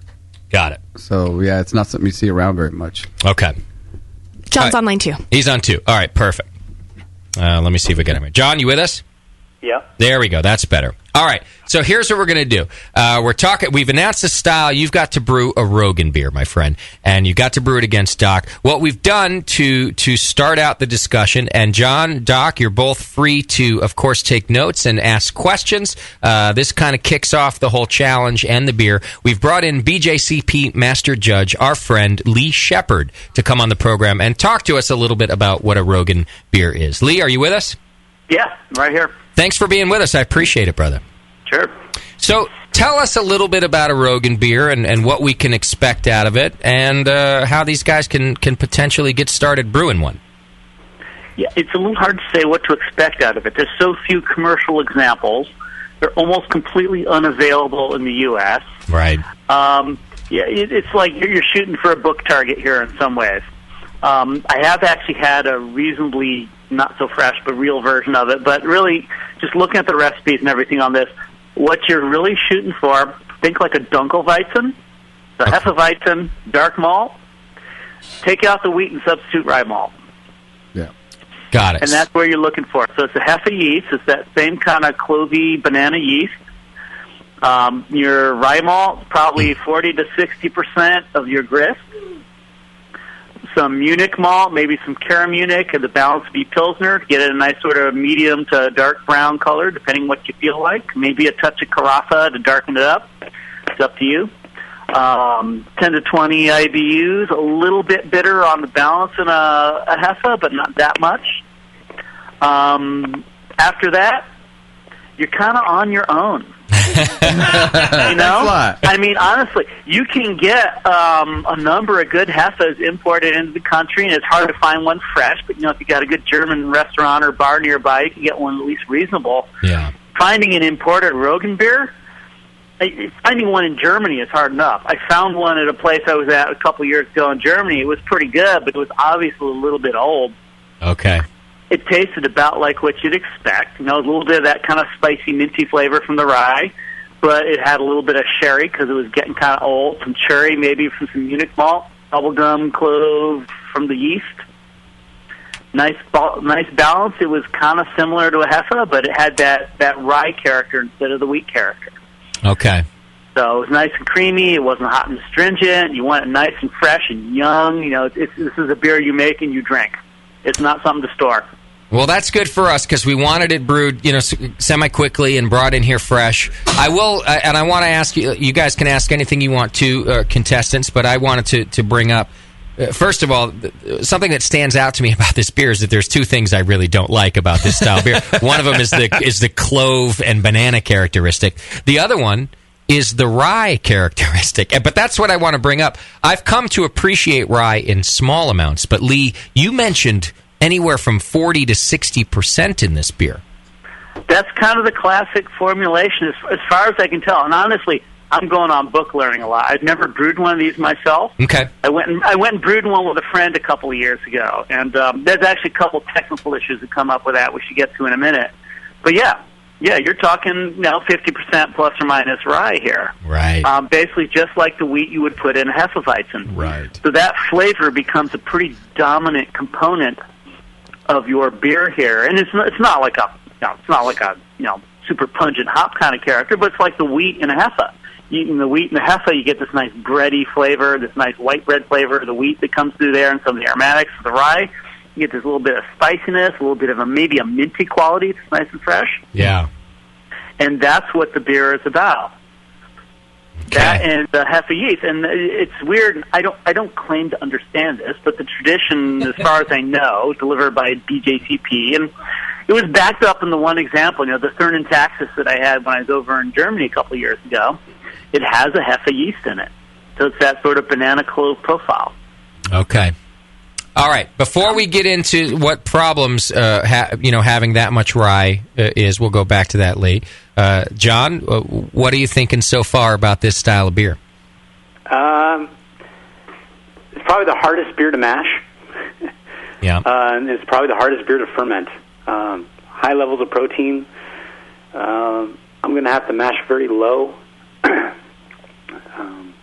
Get a high amount of beta-glucan enzymes converting, get that sugar made. I'm thinking about doing 2 different mashes and blending them in the boil just to get the rye flavor. I think it's suicide to blend a Weizen yeast with rye malt. It sounds stupid. So I will brew it this style, but I'm actually going to split the work 50-50, and I'm going to go a Kolsch yeast. And then we'll see where it goes from there. Ladies and gentlemen, this is why we picked John Plisse to go against Doc. You see how he thinks about it? He's really coming at it from the scientific side and how he can get the most out of his fermentation as well. And, he's almost going a little Tasty route there that he's going to have some split batch to possibly options, yeah. to blend. Huh, Tasty? Yeah. Taking a page out of your playbook. Tasty and Doc, 2 mentors. So I got to bring it strong. All right, Doc, what are your thoughts hearing about this style? Well, the same thing he was talking about. It's going to be a mashing hell. Okay. I'm thinking maybe even decoction. All right. Okay. Oh, shit. Yeah. The yeast is going to be trouble for me to pick between these. The Weihensteffen's a pain in the ass. Okay. But, I like the Hef 4 yeast. It's just my preference on it. And I like rye in my whiskey. I don't really like it in my beer. All right. So I'm going to have trouble telling if this is a good one or not. Okay. It's one of those... And I am too, to be honest. I'm thinking about judging this thing, and we're definitely going to need more judges in here. Definitely get Lee and Brian in here, I think, to help us out, because I'm going to be picking between two beers I probably don't like very much. Yeah. And if one of them, by the way, I do like, there you go. It'll just be like, well, there you go. I actually like a Rogan beer, and that'll be the winner. Lee, both of them and our contestants, and you've mentioned the difficulty with rye. Now, I know the difficulty that wheat presents in a mash, and a stuck mash in particular. Is rye the same? What is the problem with mashing rye? Rye is similar. It's got no husk. So it's like wheat. You mash it in, and if you got 50% rye in there, you're not going to get the husk you need to get a good filtration in your mash necessarily. So you have to worry about that. But there's one other thing I'd throw on top of it. I think rye has a lot of glucans. So it tends to be a really gummy, thick, mucilaginous kind of mash. Got it. If I'm choosing my words. So I did a beer with a friend of mine a couple years ago. It was kind of a tall, narrow mash tun, so it wasn't the best geometry for this sort of thing, but it was about a 50-60% rye beer. We mashed this thing in at about 150, and didn't pay much attention to rice hulls or anything like that. Most of the recipes for this beer will mention put rice hulls in. I think it's a great idea unless you're completely hung up on rice boat. But what we found when we did that is you mash it in, it'll convert. You can get your iodine test down and everything. But you try and lauter that out, you open the valve, and it drips like a runny nose. I mean, it is just goo. That's mucilaginous. It is goopy, sticky, gunky wort that comes out of there. I think if you want to do this, the rice hulls are a great idea. You should pay a little attention, and it's up to the brewers to decide whether they want to do this or not. Yeah. To things like glucanase rest. Okay. Because there's a lot of glucans in the rye. You can do beta-glucanase rest down the 95 to 115 range. You get a fair amount of activity up in the 130 to 140 range, like with your low-temperature amylase. But you get more down the lower range, too. It's a different set of glucanases. There's a lot of that in rye. And if you start hitting 40, 50%, I think that's something to at least think about. I would research that a bit and think about whether you want to do that kind of a rest on your rye. And if you do or you don't, I would definitely consider some rice hulls in there, because you're just going to be short on filter bed sort of properties with this, just like a HEPA. Okay. And the traditional thing, they do this in the big mash tuns with the keys, these rotating knives that cut the mash bed tops so you can get some flow through them. It's really difficult to do this. This is not an easy mash. Perfect. So These are all the things I want to hear. You definitely throw your guys down here. Yeah. And the other thing, in terms of what you should expect out of drinkability out of this beer, I don't know. You guys just sound like you're not really keen on rye beers, but the one I had, it was a little bit sherry, but honestly, it was a damn nice beer. Well, it had a nice little bit of mint and spice in it. It was just really, really good. I have to say, we're going to have to work hard as judges in the meantime to find ourselves a good example of a Rogan beer, because I don't think it's going to be fair to the two contestants if we have no idea what it should be like. I really don't. So you're right, and honestly, good luck. I don't think I've ever seen a real German Rogan beer in the U.S. Okay. I found a couple bottles when I was in a good German beer bar in Germany. The only one I can name off the top of my head is the Thurn in Texas, which is a Polliner product, but I don't think they export it anymore. They used to, but I don't think they do anymore. I have a friend. Maybe you can reach out to your folks and get some, but I don't know if she still does, but I do have a friend that works at Polliner in Munich. I'm going to reach out. I'm going to call out right now to our German listeners. If you can be on the be on the lookout for a good Rogan beer that you might be able to send to us, we'll help you take care of shipping. I'll reach out to my friend, see if she's still at Polliner, see if we can get that beer. I do genuinely think it's we need to know what one tastes like a little bit, and I also like how Lee started that. It's kind of. You do have a lot of leeway. You can make your own Rogan beer. So I don't feel like we need to hold you so strictly, but I do think we need to know what one tastes like. Agreed. So I'm going to work hard on getting that out there, and then you guys can. I think you're free to make your own interpretation, just like every other Brewcaster Challenge. It's kind of a best in show competition. Please say if you haven't listened to them. At the end of the day, we're not pulling out a BJCP score sheet and scoring these things. It's a best-in-show type of evaluation. But I will still say, in fairness to the two of you, I'm going to work real hard to make sure we get to taste a Rogan beer, at least as close as we can get beforehand, so that we're holding ourselves to the same standards that we're holding the two of you. I think Doc and I should agree upon using at least 50% rye. Okay. Yeah. Well, that was easy. Doc. All right, I got this. Whatever. No, I just think, No, but that's a good call, John. John and I are still brewing this blind. Yeah. And you guys go, we should probably taste one before we judge it. Well, shouldn't we taste one before we brew? You brew it. Nah, fuck it. Just read the recipe. You'll be fine. Hey, when Justin and I did this, there's not even a style for the beer that we did, so I don't want to hear your whining, Doc. Jesus Christ. Well, except that we are sort of holding them to a style. But, John, you know what? I like that you've thrown that down because, as Lee said, if that's kind of the range, yes, do 50% at least. And I think that's a pretty good rule for the two of you guys to have to do. I think we're going to learn a lot from this challenge because we're going to get to hear about how to brew with that much rye. John, unless you've upgraded your system, I remember before ever starting the Brewing Network, I went and brewed with you. You've got the tall, skinny kettles like I have too, right? Yes. Yeah, same system. Yeah, so you've got kind of a. And in fact, Doc's aren't the big, fat, wide ones either. So both of you, I think, will have the same challenges that Lee mentioned when he brewed it with his buddy in terms of getting that goo out of the mash tun. Yeah, you guys might want to borrow somebody's nice flat wide picnic cooler mash tun for this one. That would be interesting. Just to get that surface area to depth ratio down. Okay. I like that you bring it up, Lee. Obviously, the guys will choose whatever they want to do, but it would make, even for interesting conversation, for one of them to come back and say, I didn't use my own tried and true system. I actually stepped outside the box for this other mash tun. So whatever you guys decide to do, I think we're going to end up with some good material. And I know, with all these challenges, I know we're going to end up with two awesome beers, too. The two of you know how to brew. John Plisse already talking about the research he's done and beta-glucans. John, this is exactly why you're good for this challenge because, whereas Tasty has tricks up his sleeve and Nathan is a consistent brewer and there's me and JP, whatever we do, John's a researcher. He's a guy who wants to look at it all, and even if he's never done it, he's not going to go into it blindly.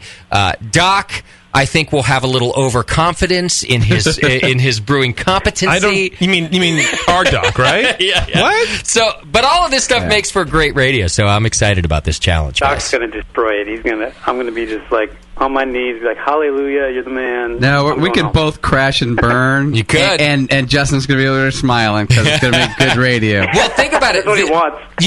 The failure that Nathan had with the only thing that held him back. Failure was the one thing we never would have expected to come out of Nathan, and that is not fully attenuating a beer. We never would have expected that out of Nathan. Yeah, but did you hear what he did to try to remedy that situation? All the stuff he pulled out of his hat, which is why I didn't throw enzyme in there. It made too much good radio to kind of go with it as it was. Right. Yeah. So this is the good stuff. Well, Lee, you might end up being the only qualified judge in the room. We got to have you back to help us taste these.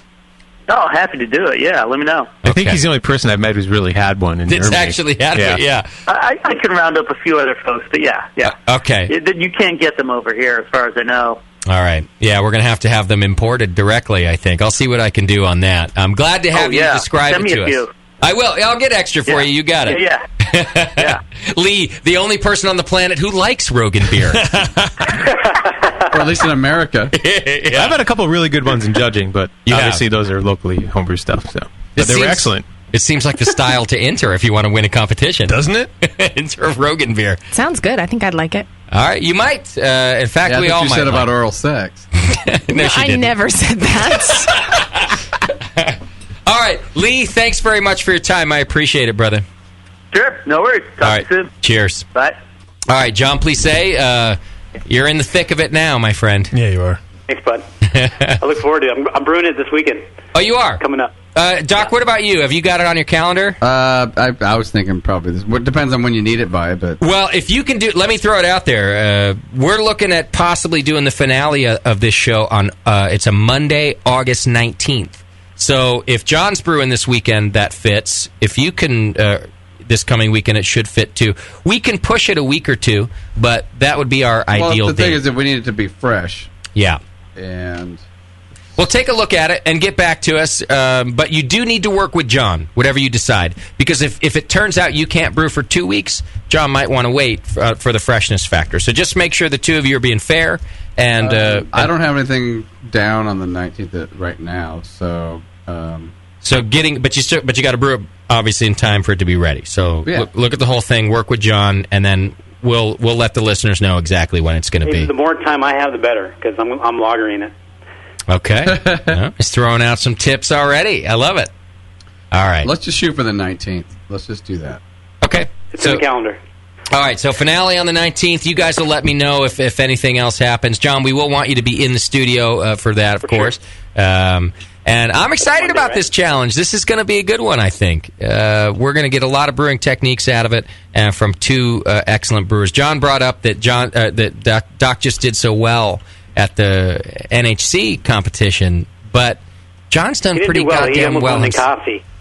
Yeah, but John, you did great. You've done pretty well in competition yourself before retiring to dadhood. Yeah, dadhood. That's a good way to put it. You're no slouch, and that's why we thought, who are we? We already had Jamel tied up, and we thought the only other person around that can do the Doc competition is going to be John. So I'm excited. It's funny when you said I was going against Doc, I was like, I've brewed with Doc, and I know how Doc brews. Yeah, right. What would Doc do?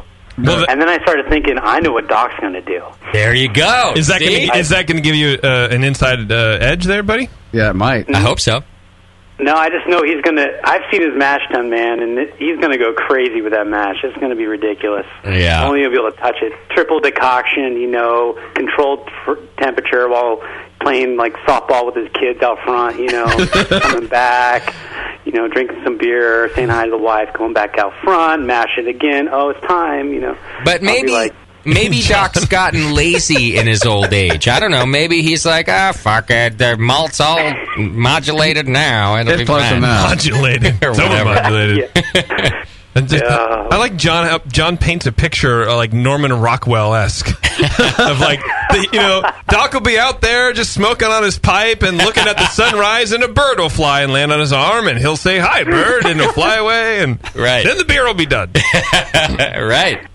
Meanwhile, I'll be droning on and on over the hot kettles. John's a scheming little bastard, Doc. I would watch out if I were you. Yeah, there's probably going to be, a hidden camera. Right. Yeah, look out. All right, John, thank you for participating. And, there we have it. Keep us up to date. I'll try to bring my daughter, too. Beautiful. Bring her in. We'll get her drunk, too. Yeah. Yeah, for her first beer will be a rye beer. Yeah, ruin her. All right, thanks, brother. See you guys. There we go. All right, your latest Brewcaster challenge, Doc and John Plisse. It's going to be good. Broken beer? Come on. Yeah. Rogan beer. Oh, we'll finally get to taste some really good ones now with you two guys. You're welcome. Bevo, am I reading correctly who's on line 3? Yes. How is that possible? I don't know. I don't even know who this dude is. It's possible. This is before my time, I think. This is so far before Bevo's time, so far before Moscow's time. I don't know that this next guest exists. That's the rumor. I think he should get a warm-up clap, first of all. On the phone right now, from speaking of blast from the past, which we have coming up for you in a second, Lufa is on the line. Lufa. Wow. What's happening, buddy? Oh, not much. Just hanging out. Had a little brew day today. Taught somebody else how to do the shit. All right, talk to you later. But you're still alive. Yeah, just hanging out. Yeah, so I am. I thought maybe I just went hermit for a few years. I see. I couldn't tell if it was hermit or somebody died or you just fell off the face of the earth, Lufa. He just said flufa to the whole thing. Yeah. Yeah. That was so stupid. Yeah, I'm liable to do it again when I get off the phone. Yeah, especially the way this is going. He has families in 8 different cities. We've brought back John Plisse. Yeah. Chad's about to be back on the program, and Lufa calls in. Wow. And Roger's here from some of our... I think in the first year we had Roger on the program. 2006 right now, right here. This goes on like the third show. Yeah. What a weird... It's like before the internet existed. Why? Just before. I think you're right. Yeah, I had hair back then. But you're still brewing, Lufa. No, it was way after that. Yeah, I didn't for about a year because we were gearing up for a big multi-state move and all that kind of stuff, so I wanted to get all my kegs emptied and whatnot. All right. So we just got all settled into the new... Well, I mean, I still made a couple meads and ciders and things like that, but, you know. Got it. Where are you living now? Backed off the brewing. Lafayette, Indiana. What's your address? Yeah, that's going to happen. Are you still driving trains? Yes, more or less. I pretty much build them for the people that drive them now. I don't have to leave town and go away from home for days on end. There you go. So, you know, I work a Monday to Friday. I go build trains or just sit around mainly. Wow. Just sit around. Well, that's why they're crashing all over the place. Lufa's just sitting around. You're supposed to be building safe trains. Ouch. Or at least driving them the right way. I have to admit, Lufa, I thought you set fire to your Brewing Network card and we'd never hear from you again. Well, thank Code. He badgered me into it. Who did? So I got a text from him tonight. Code. Got it. Telling you that it's a nostalgia show and you should call in? Well, yeah, get in the chat. Then I get in the chat and everybody's like, call in. Okay. Nice. I just don't get on the internet much anymore. Well, that's all right. You're probably smarter for it. I don't even think they have that anymore. The internet. Yeah, I got to a point in my life where I'm like, why am I looking at all this crap all the time? I could actually, make something or take a nap. Like trains. Yeah, take a nap. Do something useful. I will say, of all the people, the early on listeners who have bailed out, it's usually because of alcoholism or loss of job or whatever. Lufa has the best reason. He's like, I just have better things to do, man. Than be on the internet. Just the entire internet. Yeah. Yeah. Love it. Yeah. I mean, I'll look at Reddit for like 10 or 15 minutes a day. That's about it. I'll check my email. Fair enough. Look at a little porn, that's it. And I'm off. I'm done. It's a good life. It is a good life. Just to sit like there, my life. Just to sit around. I download my Game of Thrones or whatever. I'm good. All right, Lufa. Well, hey, it's nice to hear your voice. It really is. So it's good. I'm glad to hear you're doing well. And, I don't know, keep doing well and don't pollute your mind with this bullshit. I love it. Yeah. No, that's plan A. Our bullshit's fine. Ours is fine. Oh, it's the other It's the bullshit. rest of the internet that's terrible. You're right. Thank you. All right, Lufa. Thanks, brother. Well, all right, talk to y'all later. Cheers, man. I was actually going to say, oh, shit. Yeah. Well, now I can't leave you in my will, so I got to go. Oh, damn, we're not going to get a train. He'll tell us the rest of that in 5 years. Just sit tight. Meanwhile, Krautrot's going to call in next. Yeah. Yeah. I was wondering who else is going to crawl up. Oh, boy. Too much to get to do all this nostalgia. All right, real quick before the break, don't forget you can go to adamandeve.com right now. We can? And, for a limited time only. Well, you get 50% off just about any one item, and then you get free shipping, and then you get 3 free DVDs from genres such as... Opening a brewery. Clowns. Yeah. College. Anal. MILF. Big tits. Busty. That's big, yeah. Ebony. Asian. Ivory. That's in the news right now. BBW. Too soon. What is BBW? Big black woman? Big beautiful woman. Oh. All right, BBW. You can go to that one. Give me a couple of big titty ones and 4 baby dubs. And a tall boy, fucking Mad Dog 2020. 2020. Use coupon code BNARMY. That's BNARMY. I'm going to put this out there right now. Everybody listening at this moment, if you've never ordered from Adam and Eve and you're not single, order right now.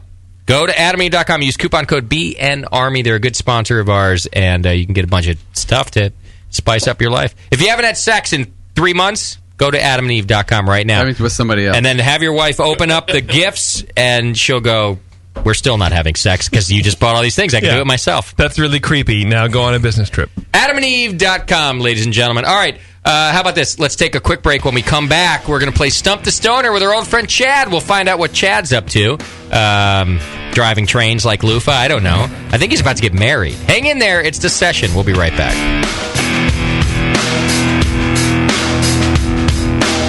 You're listening to the Brewcasters. The Brewcasters on the Brewing Network.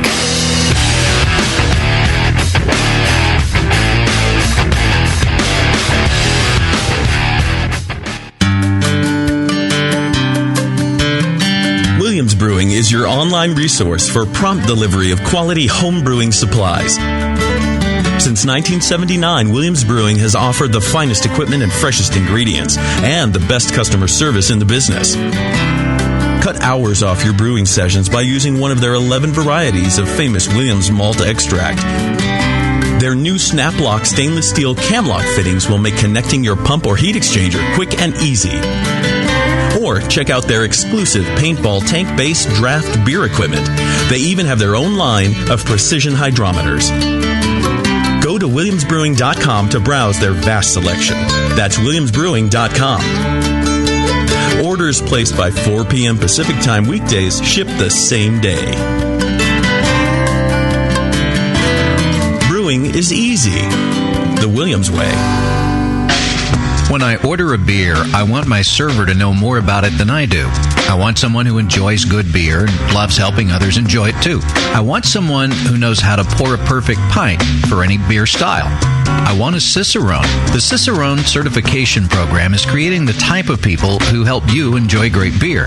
Home brewers and craft beer lovers know beer is more flavorful and complex than ever, and it takes some serious knowledge to store and serve beer right. Cicerones know beer. There are 3 levels in the Cicerone program: Certified Beer Server, Certified Cicerone, and Master Cicerone. Cicerones are truly the sommeliers of beer. The best beer locations have a certified Cicerone on staff. Relaxed and unpretentious, Cicerones are tested on storing and serving beer, beer styles, flavor and tasting, the brewing process and ingredients, and pairing food with beer. Learn more about your next beer guide at cicerone.org. Certified Cicerone, because it takes top talent to present a perfect pint. Did you know the Brewing Network's very own Code Writin' Fool's son, Ryan Wolf, has opened a beer mecca in Missouri?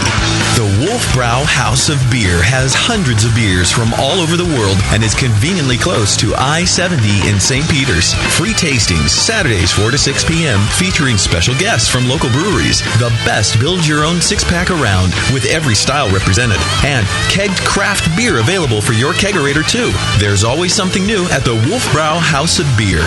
New and hard to find beer every week. No 2 visits are the same. Just like passing out at the Rat Pad. Hi, this is Ryan from Wolfbrow House of Beer. Mention the Brewing Network when you stop in for some cool free stuff. Mention JP for a swift kick in the ass. The Wolfbrow House of Beer. Beer with personal service from a member of the BN Army. This is Code. Visit my son's shop or I'll yank the BN website down. www.wolfbrow.com. All right, BN Army, it's trivia time. What's the only homebrew shop with over 1,000 recipe kits, $4.99 shipping on orders over $100, and is also home of the Wolf shirt? The one and only answer is Austin Homebrew Supply. For over 20 years, they've specialized in creating recipes such as the best-selling Texas Blonde Ale, Apocalypso, Hop Bomb 2.0, and Double Chocolate Stout. And they just recently unveiled their small grain kits that produce 1 gallon of beer. Visit austinhomebrew.com to browse their extensive catalog of equipment and ingredients. They also have mini clone recipes of your favorite commercial beers. They're the exclusive retailer of BrewVent yeast fuel as well, Yeast Nutrient, and the all-new Bodybuilder. Follow Austin Homebrew Supply on Google Plus to participate in video hangouts on popular brewing topics. So visit austinhomebrew.com today and make sure you sign up for their weekly email with news and specials. Austin Homebrew Supply, austinhomebrew.com. Here's a bite for beer lovers. Soft caramel made with real craft brew and coated in chocolate. And hop drops, hard candies made with real hop oil. Introducing Beer Candy from beercandy.com. Beer Candy's amazing caramels come in 4 mouth-watering flavors. IPA, bitter gold, wrapped in smooth white chocolate. Lager, made with a familiar beer from Boston and coated in milk chocolate. Lambic, soury Belgian goodness full of fresh raspberry and dipped in dark chocolate, and stout, roasty cocoa chocolate insanity. Hop Drops are made with Fuggles or Cascade hops and are known as the candy that bites you back. Choose from sampler and full sizes of both and make your mouth jump to life, all at beercandy.com. Hop Drops and beer caramels satisfy your sweet tooth as only a beer lover could with Beer Candy. Visit beercandy.com today. Wait till you can pour it out of your own kegerator. I mean, your friends will look at you with awe. And it's just hot. It is? It's so super hot. The home of live beer radio. TheBrewingNetwork.com. Because like beer, radio shouldn't suck. You're listening to The Session. You're listening to the Brewing Network. Because like beer, radio shouldn't suck.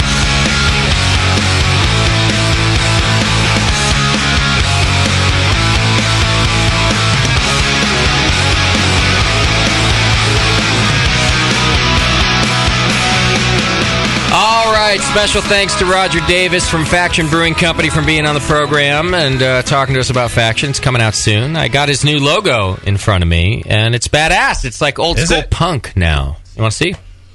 Chippy? I've seen it before, but yeah.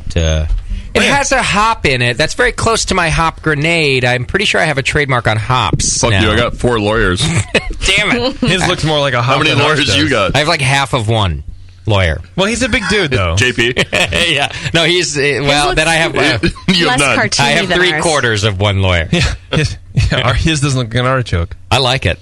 I like it, too. It definitely looks like a little show flyer. Is there a website or anything that people could... like even a landing page? FactionBrewing.com. There you go. FactionBrewing.com. You can go check it out. Keep an eye there as they open. I'm sure we'll get more information. Shouldn't you have tattoos on the knuckles? Put beer across there. B-E-E-O. It's not Crip Brew or whatever it's called. Hip to be Crip, dog. Kind of looks like It's hip to be Crip. What was it called? Crip Dip? Or CP Brew or something like that. Crip Ale? CP beer.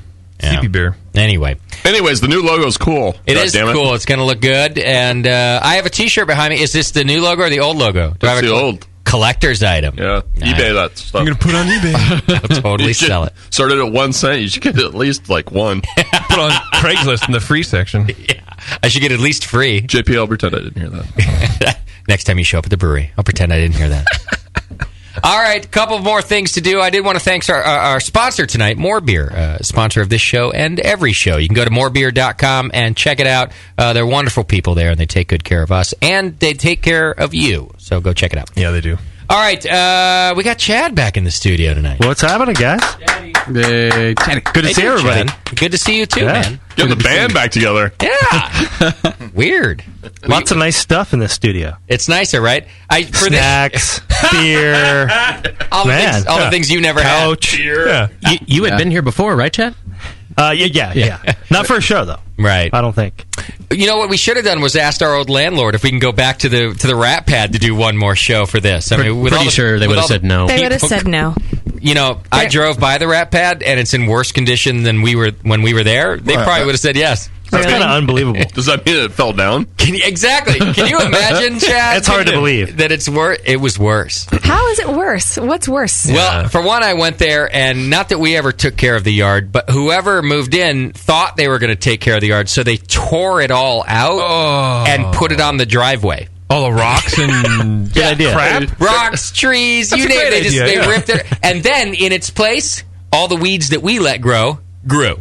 So it was like us, except worse, because they thought, I got an idea. They had ambition. Let's rip it all out first. But the neighbors are loving that. Then it got worse. So what happened was a box of merchandise got shipped to the Rat Pad instead of here. That's how I ended up going over there, and I'm tracking it, and I'm going, where the fuck is this box? And they say, oh, it got delivered to 130 Carriage Lane. So I go there to pick up the box, and the box is sitting on the patio, and we had kind of a long covered patio, the entryway, among about a month's worth of garbage bags, like household garbage, like smelly, stinky, rotting food. Yours or theirs? Not even. That's what I'm saying. Whoever was living there apparently wasn't paying for garbage service, but never mind put it on the side of the house like we used to do. They just put it right on the fucking porch. Oh, man. So here's this box, and the box is open, like with our shirts just coming out of it, sitting among like garbage. bags upon bags of household garbage. Out on the lawn driveway? Not here. Yeah, exactly, on the lawn driveway. This was on the lawn entryway. And I ended up hearing from our old landlord, too. So it was his family that moved in after us. And then they moved out, and he moved in, and the place, he said, was destroyed. Yeah, there was like holes in the walls. So you say they moved out and he moved in. Did he kick them out and he moved in? I don't know. That's probably. I don't know that. What I do know is that they did worse to the house than we did, because there were holes in the wall, and... Doc's kids used to put holes in the wall. Right? Yeah, but those were just a little. Those were nicks, Doc. Or Chad, nicks, not holes. Yeah, they didn't like put foot through the wall. And he even mentioned that the carpet was ruined, which I thought we did on our own. But he said, no, they ruined the carpet. No, according to him, when you moved out, it was showroom quality. Yeah, fine. that's true. Yeah. So anyhow. Wow. Probably should have asked to broadcast back in our old room, huh, Moscow? Oh, well. Hey, how was your 4th of July? Anything crazy? You were back east, huh? Well, for one, I didn't light any roofs on fire, which is what we used to do at the Rap Pad. It always comes up. Are we allowed to talk about that story? You were there too, weren't you, Roger? No, fuck no, I wasn't. Whitey was there. I know man. that. I was there. And our friend Natty lit the neighbor's roof on fire. That's one thing you could probably say about who the new tenants are. They haven't lit anybody else's house on fire. At least they're destroying their own house. Yeah, not somebody else's. Yeah, we were like, don't fuck around in our house. Just burn down someone else's. Point it that way. The fucking guy, he put it was a bottle rocket. Bottle rocket. And he laid it on the gutter, the rain gutter, in such a way, and our house is kind of up on a hill, so the house, was below us, and he just laid it on there, and he lit fire to it, and we watched it. It shot like a heat-seeking missile. It was a perfect shot. Like slow motion. And then it didn't, hit the roof and sort of roll off. It burrowed into our neighbor's wooden shingle Still roof. had some energy. Very dry and crisp. Yeah, it was 110 degrees outside. And proceeded to catch fire. What did you guys do? It was like you shit yourself? It was like you watch it for a second and you're like, what's going to happen? What's going to happen? Yeah. Oh, that'll go out. And then that'll go out. Yeah. Seriously. So we go running down there, and we're knocking on the door, and I've already called 911 because I'm not fucking around. I'm not exaggerating when I say it's 110 degrees outside. It's a dry wood shingle roof, and we see the post. And it was really on fire. Perfect weather for fireworks. So even before we head down, sounded like a good idea at the time. Well, I'm like, call 911. Moments after I'm knocking on the door, the fire department arrives. They barge in. Excuse me, sir. It's a large Filipino family in the middle of a big family reunion dinner. There's 10 people around a dinner table as the fire department is rushing through their house on their way up to the attic. They proceed to, with an axe, just take it down. Cut a hole into the roof. That took a while. Remember, they were kind of looking at it, and then we're like, "Oh, the axe is not good." Were you just This is not watching good. from up Yeah, above? we were all looking at them, and they're just shaking their heads. Hey, someone give me another beer. Firefighters, like, come on. By the way, at this point, I'm just sitting on a bucket in shame in the front yard, like just waiting for the fire department to speak with me. And at that point, they come out. Waiting for the cops to show up. Yeah. The fire department, they all have smiles on their face because they can tell that I'm mortified. They can also tell that at least I did the right thing. I'm the one who called, not them. But they're just like, what are you thinking? It was great. We had this idea. And I'm covering for my friend because the kid could go to jail. Like if I had said I didn't do shit, my friend let off a firework pointed at their house. I'm just going... we weren't thinking. I don't know. We're sorry. And they were cool, actually. They were cool. The neighbors, they weren't so cool. Not so cool. Not so much. The fire department was like, don't light more shit on fire. The neighbors, they never really forgave us. That was it. They got a new roof out of it. Nobody liked us. They did, but we never got invited to dinner. Nobody liked them anyways. Nobody liked us on that Let's street. be clear. Yeah. They didn't like you before you set their roof on fire. Exactly. Was that before or after the flamethrower incident? I don't know. I don't know. Before, I think. I think before. That was pretty funny. Did you have to pick up the tab for the roof? It's like $5-6 grand. I built. We actually the neighbor in that regard ended up being pretty cool because their roof was way out of date. I mean, who has a wooden shingle roof anymore? They knew they needed a new roof. They actually just charged us for like I don't know, however many square feet. 4 shingles got axed out.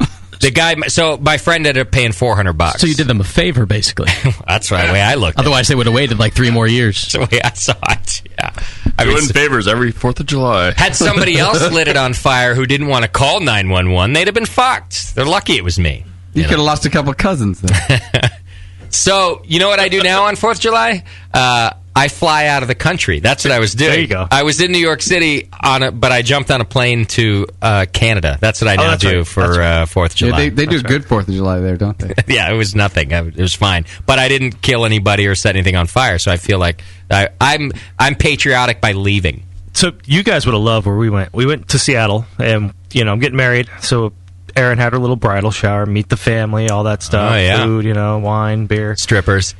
But 4th of July up there is fucking crazy. Oh, yeah? I mean, it's all legal, but guys are just setting off mortars and sparkler bombs is what they call them. You ever heard of a sparkler bomb? No.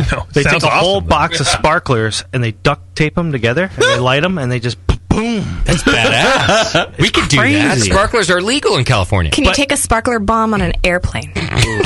But everyone's selling fireworks. No lighter. I mean, it's like going to the fair, the county fair, and like watching fireworks in this guy's front lawn. Wow. It was awesome. I love that. They go crazy, but till like 3 or 4 in the morning, that's all you hear. And it's legal? Yeah. Wow. 100%. The Schumann brothers used to set off fireworks in front of our house every year, but it's not legal, and it always took within 10 to 14 minutes for the cops to show up at our house. In fact, I think they just parked around the corner on July 3rd every year and waited to drive over. But it's legal in Washington. Oh, yeah. The Schumanns should move there. Yes, all night. Should. Yeah, Crazy. they should. Pretty cool. And not just for that reason. Right. What about a bachelor party for you, Chad, now that you're getting married? I don't know. There's a lot of talk of San Diego. Maybe next month or two. That's a wild bachelor. If you guys town. are up for a trip to San Diego. So you mean Tijuana. Now we're talking. Donkey Not northern Mexico, Southern California. By San Diego, you mean Donkey Show. I am in. Erin doesn't want that to happen because she thinks someone will get left behind or it something doesn't bad will happen. matter what the fuck Erin wants in Mexico. Your bachelor party. What the donkey wants. In fact, the moment you start What saying... if we lose Tasty in Mexico? It doesn't... They'll be happy. It was bound to happen. I won't care. Eventually. They'll be passing out tasty cookies like they're chiclets. He'll just be eating peyote buttons at 4 in the morning. There are 2 things that should never be said in the same conversation, and that is bachelor party and my fiance doesn't want. These things don't go together. Good point. Chad. Thanks for calling me out. I appreciate it. I have to retrain you. When are you getting married? September 14th. Wow. So it's coming up. It is coming up. Really fast. Coming up. Yeah. Faster than you think. Oh, yeah. Big party. Oh, yeah. It's going to be fun. Yeah, lots of beer. Yeah. You guys have some homebrew, bring it. We'll drink it. Got a bunch of craft beer. Bunch of craft beer, yep. Got any faction beer that's going to be there? No faction. Never heard of it. What is this faction everyone's talking about? I don't even think it's open yet. Right. It might be by then. Yeah. Fiction. Yeah. Oh, no. Sorry. Roger just gave the daggers. Look of death. All of those T-shirts can be changed easily if it never works out. Fiction Brewing Company. As long as I'm in Cabo. Right, by then. My one-way ticket. The tagline is the best thing that never happened. That's right. That could have happened. The best beer you never had. So what is up with you, Chad? Are you... what are you doing? So, I was at Handel's Gastropub in Pleasanton. Yeah. For a couple years, kind of running the bar and doing that whole thing, and then just stopped doing that a couple months ago. Okay. And working with a couple guys, we're definitely talking about beer bar, brewery, all that fun stuff that everybody wants to do nowadays. Sure. But probably beer bar somewhere, East Bay, 680 corridor. Okay. Topless only? Topless, yeah. Right. On the 680 corridor. Perfect. Somewhere, but that's kind of the plan right now, and we're looking at all that and running the numbers. Getting married. Yeah. Plan on going to Costa Rica for a week and a half, so that's cool. I've never been to... Probably just do that for the bachelor party. Is it honeymoon? That's the honeymoon? Yeah. Yeah, you got that reversed. Yeah. Exactly. Yeah. San Diego should be the Getting married first, and then... little donkey show on the honeymoon. Yeah, right. So, no, a lot going on. Been traveling quite a bit, going up to Seattle, and was out at Philly. And... Your fiancée is from Seattle, too. She is. And you spent some time in Seattle as a kid. Yeah. Yeah, So for you a guys few have that years. in common. Yeah, went to the Seattle International Beer Fest right underneath the Space Needle. That was pretty cool. Oh, yeah? Longest line, watermelon wheat. Really? I mean, they had tons of crazy beers there, and that's the longest line. Wow. It was Everyone pretty wants amazing. Sully beer. Yeah. Okay. Are you going to do a, I don't know, cantaloupe melon wheat or something at Faction just to kickstart things, Roger? What do you think? No. Just checking. Just checking. No. No. Well, I think Arnie said that, too. Like, oh, Arnie, how's your fruit beer? You like to make that? He's like, I have to. People like it. People do like it. In the end, we'll probably do a fruit beer, but want to kind of go after something more like that, New Glarus style. There you go. The sour fruit beer. Yeah. Okay, I like it. All right. Well, Chad, can we play Stump the Stoner? Let's do it. I'm not even sure Chad's a stoner anymore. I haven't seen him in so long. He seems on top of not things. so much. and, Yeah, I don't think he is. I mean, he's about to get married. No one wants to marry a stoner. Right. I mean, he'd like to be a stoner, but Aaron doesn't like it. Yeah. Well, you grow up. You do. You move on. Hey, that sounds like me. You get focused. That sounds like me. That's weird. JP's been saying Some that for days. years. Yeah, all the shit that you guys used to give me. I mean, he hasn't weird. pulled the trigger on it, but he's been saying it for years. That's right. I should grow up. Well, now I'm on heroin, so Back to heroin. Yes. All right. Can we get an audio test of any kind, or are we just confident it's going to work? We're confident. Give me an intro. Okay. We're confident. I might be able to do that. All right, it's time for Stump the Stoner. God, it's been a long time since we played this game. I can hardly remember how to do it. Because you're stoned. That could be it. God, I wish I was a stoner. I will go on record as saying, if I could still be a stoner and function like I did when I was a stoner, right, I'd be a fucking stoner. Hands down, no question about it. But alas, my brain died and I can't.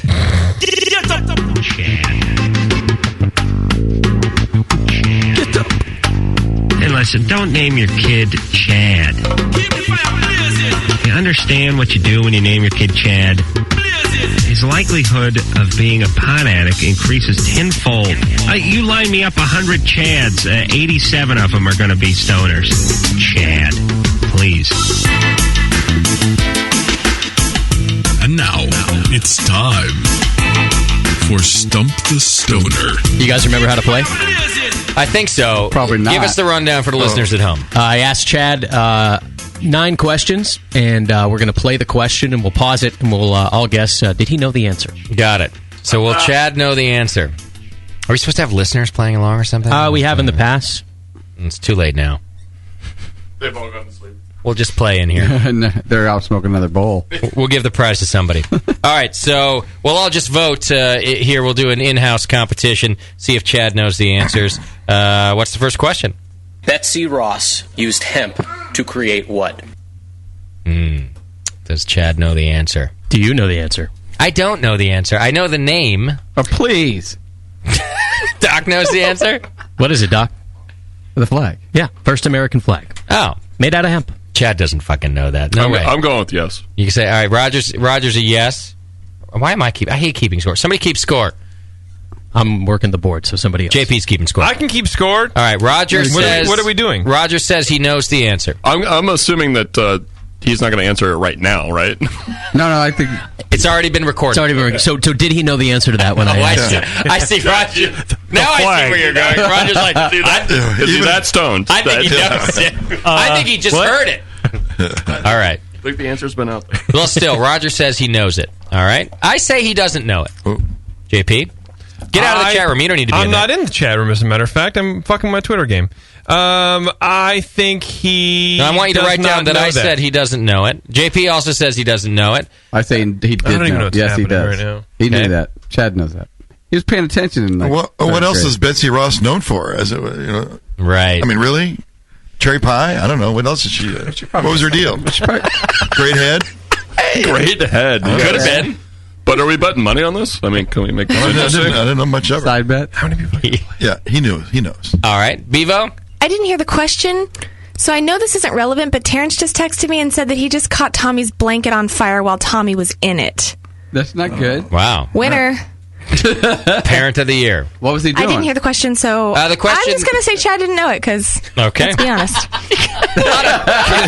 Can we go back to this emergency that's going on? Nathan, what do you think? Does he know the answer to Betsy Ross made this out of hemp? No way. Okay. No chance, huh? You got all that, Jep? Thanks for the support, Justin, Nathan. JP, Beeve, and Nate is all I got. And you got everybody's answer. Yeah. What about Roger? Well, you got mine, You right? get Roger? I didn't hear Roger. Roger said he knows it. And well, did you say me? I did not. Oh, you heard. Doc also said he knows it. Okay, thank you. And I did as well. And Gee, Tasty. how many fucking people are playing this? Everybody in the room? Oh, well, we don't have to play if it's cumbersome. No, it's not. It's pretty cumbersome. It's fine now. All right, let's hear the answer. The Star Spangled Banner. She made the Star Spangled Banner out of hemp. Well, I mean, in Chad's defense, the sheet music could have been hemp. That was really close, actually. No, he knows. Wasn't that the name of the original flag? Yes, it was. Oh, damn. That's the. See, I didn't know. He got it. That's the name of the song. That's the answer. I don't think it's the name of the flag. I think it was. The Star Spangled Banner is the nickname is the for flag. the American flag. What's the original It's name? a song Like about Star the flag. Did Spangled Google Quilt. confirm it?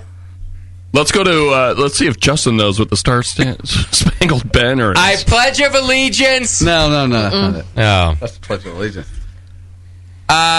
God bless America. Is it that one? What kind of game is this? You guys don't even know the answer yourselves. Is it the the song end they game. play at the 7th inning stretch? Take me out my to God. the ball. It's that one, right? No. So did he get it right? I'm going to say no because the Star Spangled Banner flag is a specific flag, the one from the War of 1812. Right. And so wait, is that the first one then, right? Was But that when the also- first one was made? Yeah, that was the first one. It Yeah, was. Yeah. Okay, so then it's correct. And did Betsy Stumped the make room. it? Well, Yeah, Betsy didn't. Yes, technically, yes. there's some misnomer that maybe she didn't, but that's See, the Chad's rumor. getting off easy on semantics here because we all know he meant the fucking song. Is this what he Sure meant? as hell did. This is what he meant to say. No, I give it to him. However, you if can't make a song out of hemp. if he correctly answered it, even semantically, I'll give it to him. Well, Wiki is saying that Mary Young Pickersgill is the one who made the Star Spangled Banner flag from 1812. Betsy Ross sewed one before that. I'm saying no. I'm saying no. I think this is why I think yes. He didn't say Star Spangled Banner flag. He said Star Spangled Banner in reference to our country. I don't think he knew that there was a flag. Like if you called it the Union Jack, yeah, and you know, like whoa, what's the flag of the UK? If you said the Union Jack, technically that's incorrect. It's only called the Union Jack when it's flown over a ship. Would you be correct or incorrect? It's the same thing. Well, again, semantically, you might be right, except that the kid meant the song. No, I know he meant the song. he didn't. This is Because a I great know game. Chad. No. Listen to the question. Incorrect. She made what out of hemp? Did she make a song out of hemp? Exactly! No, he's not dumb. Chad, what did you mean? I was thinking flag. It came out Star Spangled I see. Banner. There you go. But you meant the flag. I knew she made something sewing flag-ish. Out of hemp. But Flag-ish. Like the Star Spangled. just like as you're a kid, you hear the story. All right, give it to him. Fuck it. All right, everybody who said he Chad knows knew it it. gets a point. Probably Yeah, JP. but then whatever. Is this still question number one? Yes. Unfortunately, yes. I love this game because Chad's the most coherent person in the room for Stump the Stoner. Huh? All right, what's the next question? Which stoner movie made the most money while in the theaters? In all of them. I mean, how many Cheech and Chong movies were there? 3, I think. Right? No, I think there's like 4, maybe 12. Is there another stoner movie? Isn't there a Dave Chappelle stoner movie? There's like 800 stoner Half-baked. movies. Half Baked. Half-baked. Half-baked. What about Full Metal Jacket and Fast Times? Fast Times? Yeah. That's a stoner movie. Is it? yeah. I wouldn't call it a stoner movie. It has pot in it, but I've seen it more stoned than not.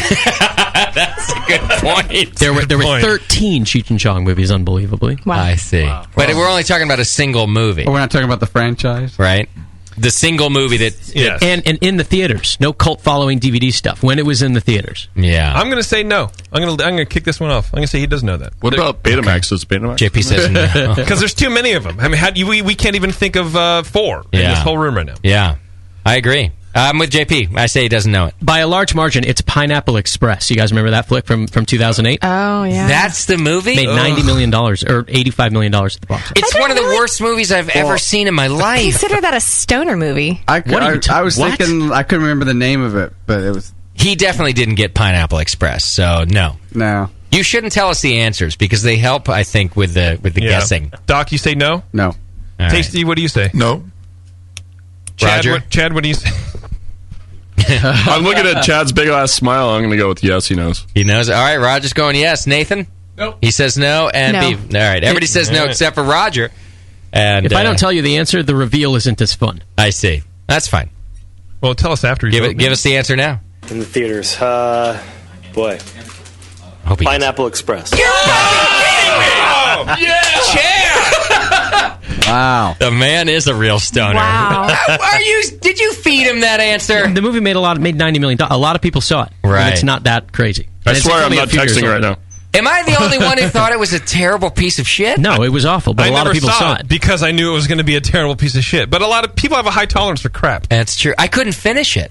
It was not good at all. But Bebo, how can you say that's not a stoner movie? The whole movie was just I nothing think I'm but pot. confusing it with a different movie. All right. That's the one with James Franco, right? She's thinking of the other Express with Tom Hanks at the Watermelon Express. I don't know what.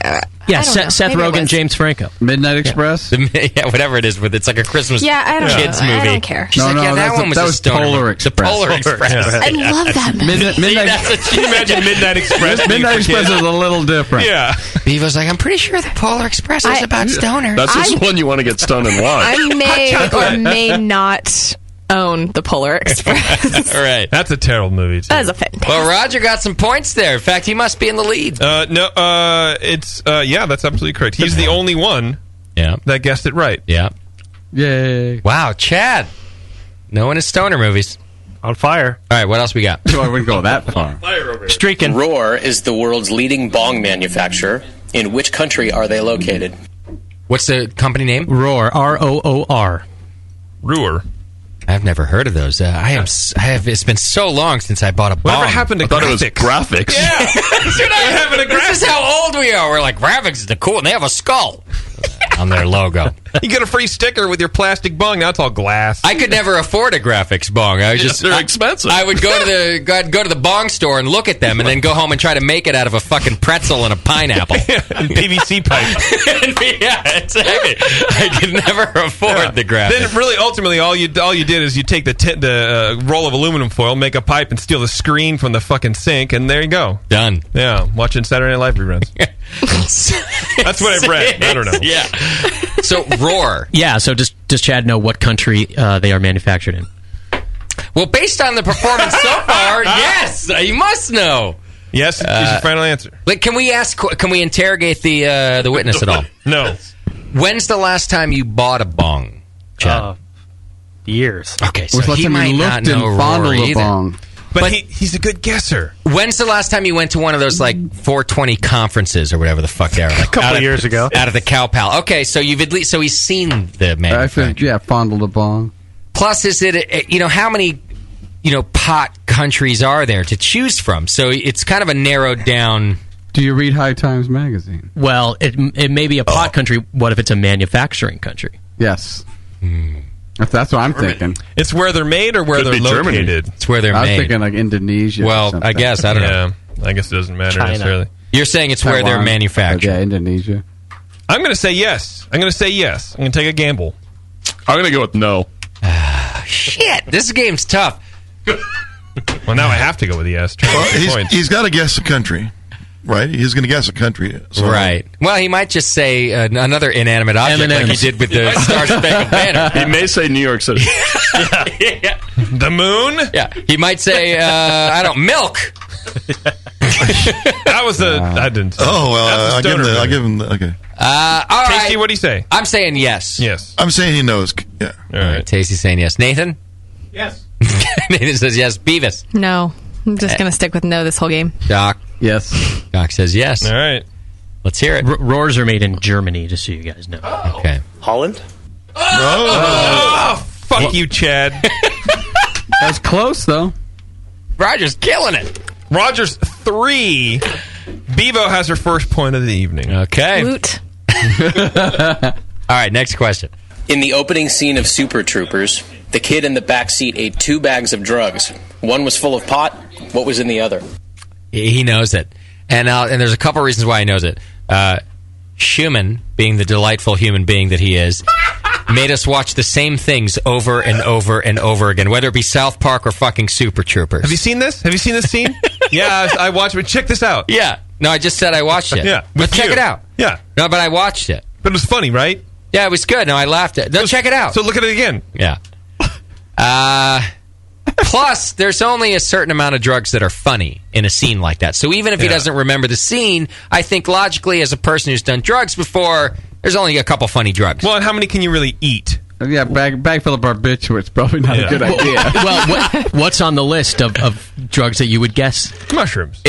Mushrooms or acid. Acid. Yeah, I think it's mushrooms. Yeah, I mean, it's not going to be a bag of cocaine because it's not funny. He would die. Well, you can't eat it anyway. And that's a wasteful thing. Right. Yeah, so he knows it. Beav, what do you think? Yes, he knows this. Doc. He knows it. Nate. Yep. Tasty. Yeah, he says yes. Yes. Tasty says yes or no? Sorry. Tasty said yes. Everyone's saying yes. All right. All right. What are you saying, Jip? You're saying yes I'm also? saying yeah. All right. Mushrooms. There you go. There we go. All right. Okay. That doesn't make him exceptional for knowing that. Makes him a stoner. Could have said Cheetos. What was in the other bag? Cheetos. Yeah. I would have accepted that answer just on humor. All right, what's next? Where are the DEA headquarters located? Good question, Moscow. Where are they located? Arlington, Virginia. In a building. Yeah, I got to pay them a check every couple of years. Do you? Oh, yeah. Just to stay under the radar? No, well, yeah. I don't know. What? Yeah, I have a DEA license. So. because you have illicit drugs as a dentist. I can give you illicit drugs. I see. For you, they're not illicit; they're legal. Exactly. And to keep it legal, I pay them money. Got it. Sounds like a great deal. Yeah. Who do I pay? Me. Apparently, Doc. Yeah. Huh, this one's tough. I'm thinking no. I can't even pronounce Arlington, much less know where it is. Yeah, I say no, too. I'm going with no, and he's going to probably say D.C. Yeah, I was going to say Washington, D.C. That's what he's going to say, too. I'm with Roger. So I say no. I say no. Nathan? Say yes for the hell of it. Nathan's going yes. And Bevo? I'll say yes. But wait, he did grow up on the East Coast. I know. There is that. Interesting. What about Doc? He has a little inside information. I'm still saying no. Hell no. Hell no. And JP? I say no. Okay. Let's hear Virginia. He got it. He knew it. He answered it immediately, too. Well, he's at Virginia. East Coast? I watch a lot of those. I thought he'd have to say real Arlington. TV shows. I'm giving it to him for Virginia. Yeah, you remember, Chad? Not TV. Border Patrol. Real TV, not TV actuality or something. Yeah. That was the tagline of every effing show he ever watched. You're right. He's all about like 48 hours, murder, cops. Deadliest Catch. I forgot about that. Fuck you, Chad. Damn it. Woot. Chad throwing in some curveballs here. Swamp People. How are we doing on Swamp People? Don't talk about Bevo. Keeping like it that. real. That's not nice. So right now, the Beav and Roger are tied. Okay. Yeah, Beav and Roger are tied with 3 points each. Then Nate bringing up the rear, so to speak, with 2, and then everyone else has 1. Do I? I don't even think I have one. You do. You have 1. I'm terrible at these. All right, what's the next? The annual Southern California Music Festival Smokeout is put on by who? Me. Graphics, right? Roar. Are we back to the bongs? Yeah. Did we ever leave the bongs? Fucking Chad. I think he knows it. He must know it. He knows everything all of a sudden. I think no. Because Chad picks up a lot of stuff, but who pays attention to who promotes concerts, man? Come on. Yeah, well, at those things, though, they do a good job of embedding it in your brain, you know. Because they have to. You're going to forget everything. DJ Mukalak presents Smoke Out. I don't know. I think you're right, actually. The answer is DJ Mukalak. With 2 Ks. Roger, what do you think? I think I'm going with no. All right. Good way to answer. Is the answer High Times? It's Cypress Hill. Oh, I'll say he doesn't. I'll say he doesn't know that. Okay. I think he knows Cypress Hill. Nate? He knows this one. Nate's saying yes. Beavis? Yes. And Doc? Okay. I think he knows What did Doc Cypress say? Hill. Because I didn't hear him say anything. Yes. Thank you. It's a radio show, Doc. And JP, you he said... looked at me. I said no. Okay. Let's hear it. Snoop Doggy Dogg. That's a good guess. Snoop Doggy Dogg. I mean, it is in SoCal, I guess, so that's a In the good LBC. Definitely a good guess. That launched Roger into first place. Okay. All right, we got 3 more. All right. What was the name of the failed 2010 proposition that would have legalized pot outright in California? He doesn't know that. There's no way. He doesn't know. He knew at the time, but he was heavily smoking at that time, and it Totally gone now. Did you even vote on that, Chad? I don't think you voted. Yeah, of course not. That's because that's why it lost. All the stoners they were too stoned to go vote. They showed up on Wednesday going, "I'm here. I'm here for Prop 1297 A. Yeah, I think. Right. This is my right. I'm here for the one about my health. This is a long list. Which one is it? You know, the one that's important to my health. Can I look at your paper? All right, no way. I'd say no, Jay. I agree. Beaver, what do you think? Beaver's on the phone. Does he know the name of the bill to legalize marijuana? Back in... Probably. So Bevo says yes. Doc? Nah. Nate? Yep. Tasty? No. Roger? Yes. And I say no. That was Proposition 19 that failed. Chad's answer was? Prop 402. Can't even say 420. It's Prop 402. Perfect. All right, what's next? Damn. Which country produces the most marijuana? He knows this. Put me down as he fucking knows this. And if he doesn't, I'm ashamed of him. I think he knows it. I don't know it. Marijuana or But he him? knows it. Marijuana specifically? Marijuana. Which country does produce the most? Mexico. By a lot. Oh, he might not know that. The U.S. produces the most indoor pot, but Mexico produces the most total. BC Bud, bro. In Connecticut, when you buy weed when you're a kid, most of it's from Mexico or no? Mexi swag, I son. guess so, yeah. Dirt weed, bruh. He knows it. Brown weed. Yeah, I guess so. I think you're right. I'm saying no, he doesn't. I mean, as far as the weed, yeah. I think it's definitely Mexican. Okay. Must be. Yeah. Must be. It tasted like tortillas. I mean, brown. And maybe, maybe crave Lots salsa of seeds. afterwards. Gave me a headache. Yeah. I striped out my car and put chrome detailing on it. I went to Smelled sleep like within oregano. 6 minutes. I got a small chain steering wheel. Buy 2 pounds, get a chain steering wheel. I started to learn to play the accordion. I like that they have a good redneck accent in Connecticut. They sure do. It's all everybody's George Bush. Yes. What? Roger, what did you say? Man's a legend. Does he know it? I'm going to have to go with no. He's probably going to say U.S. Tasty? I say no. Nathan? Yes. Nathan says yes. No. Bevo says no. Doc, does he know the country? No, I think he'll be fooled. All right, I still think yes. Somehow he's going to pull Mexico out of his ass. What did you say, JP? I said no. All right, give me a point here. America. America. Winning. Oh, I'm terrible at these games. How big was the difference, Moscow? Like, how much more does Mexico do? It grows tonnage. I don't have the numbers. Oh, but you know it's a lot more. Yeah. We grow more indoor pot. Is that what you said? Correct. So we grow the good pot. That's right. America. Yeah, they don't call it American dirt weed. You know what I mean? They call it Mexican dirt weed for a reason. Everything else should just be called America. America. All right, got one more. You guys ready? Yeah. By the way, how does it matter here? Wait, can anybody catch up to Roger? Yes. If I get a point, I tie Roger right now. Okay. Former First Lady Mary Todd came from the richest hemp-growing family in Kentucky. Who was her husband? Which president? Well, the only 2 people that need to guess are Roger and JP. Yeah, but Let's I leave want it to at know that. what. I don't know. I know. Now leave it to them. Let's do it. Let's make this competition. I don't know if he's going to. I'm going to say. Oh, shit. See, Chad's fucking wicked smart, right?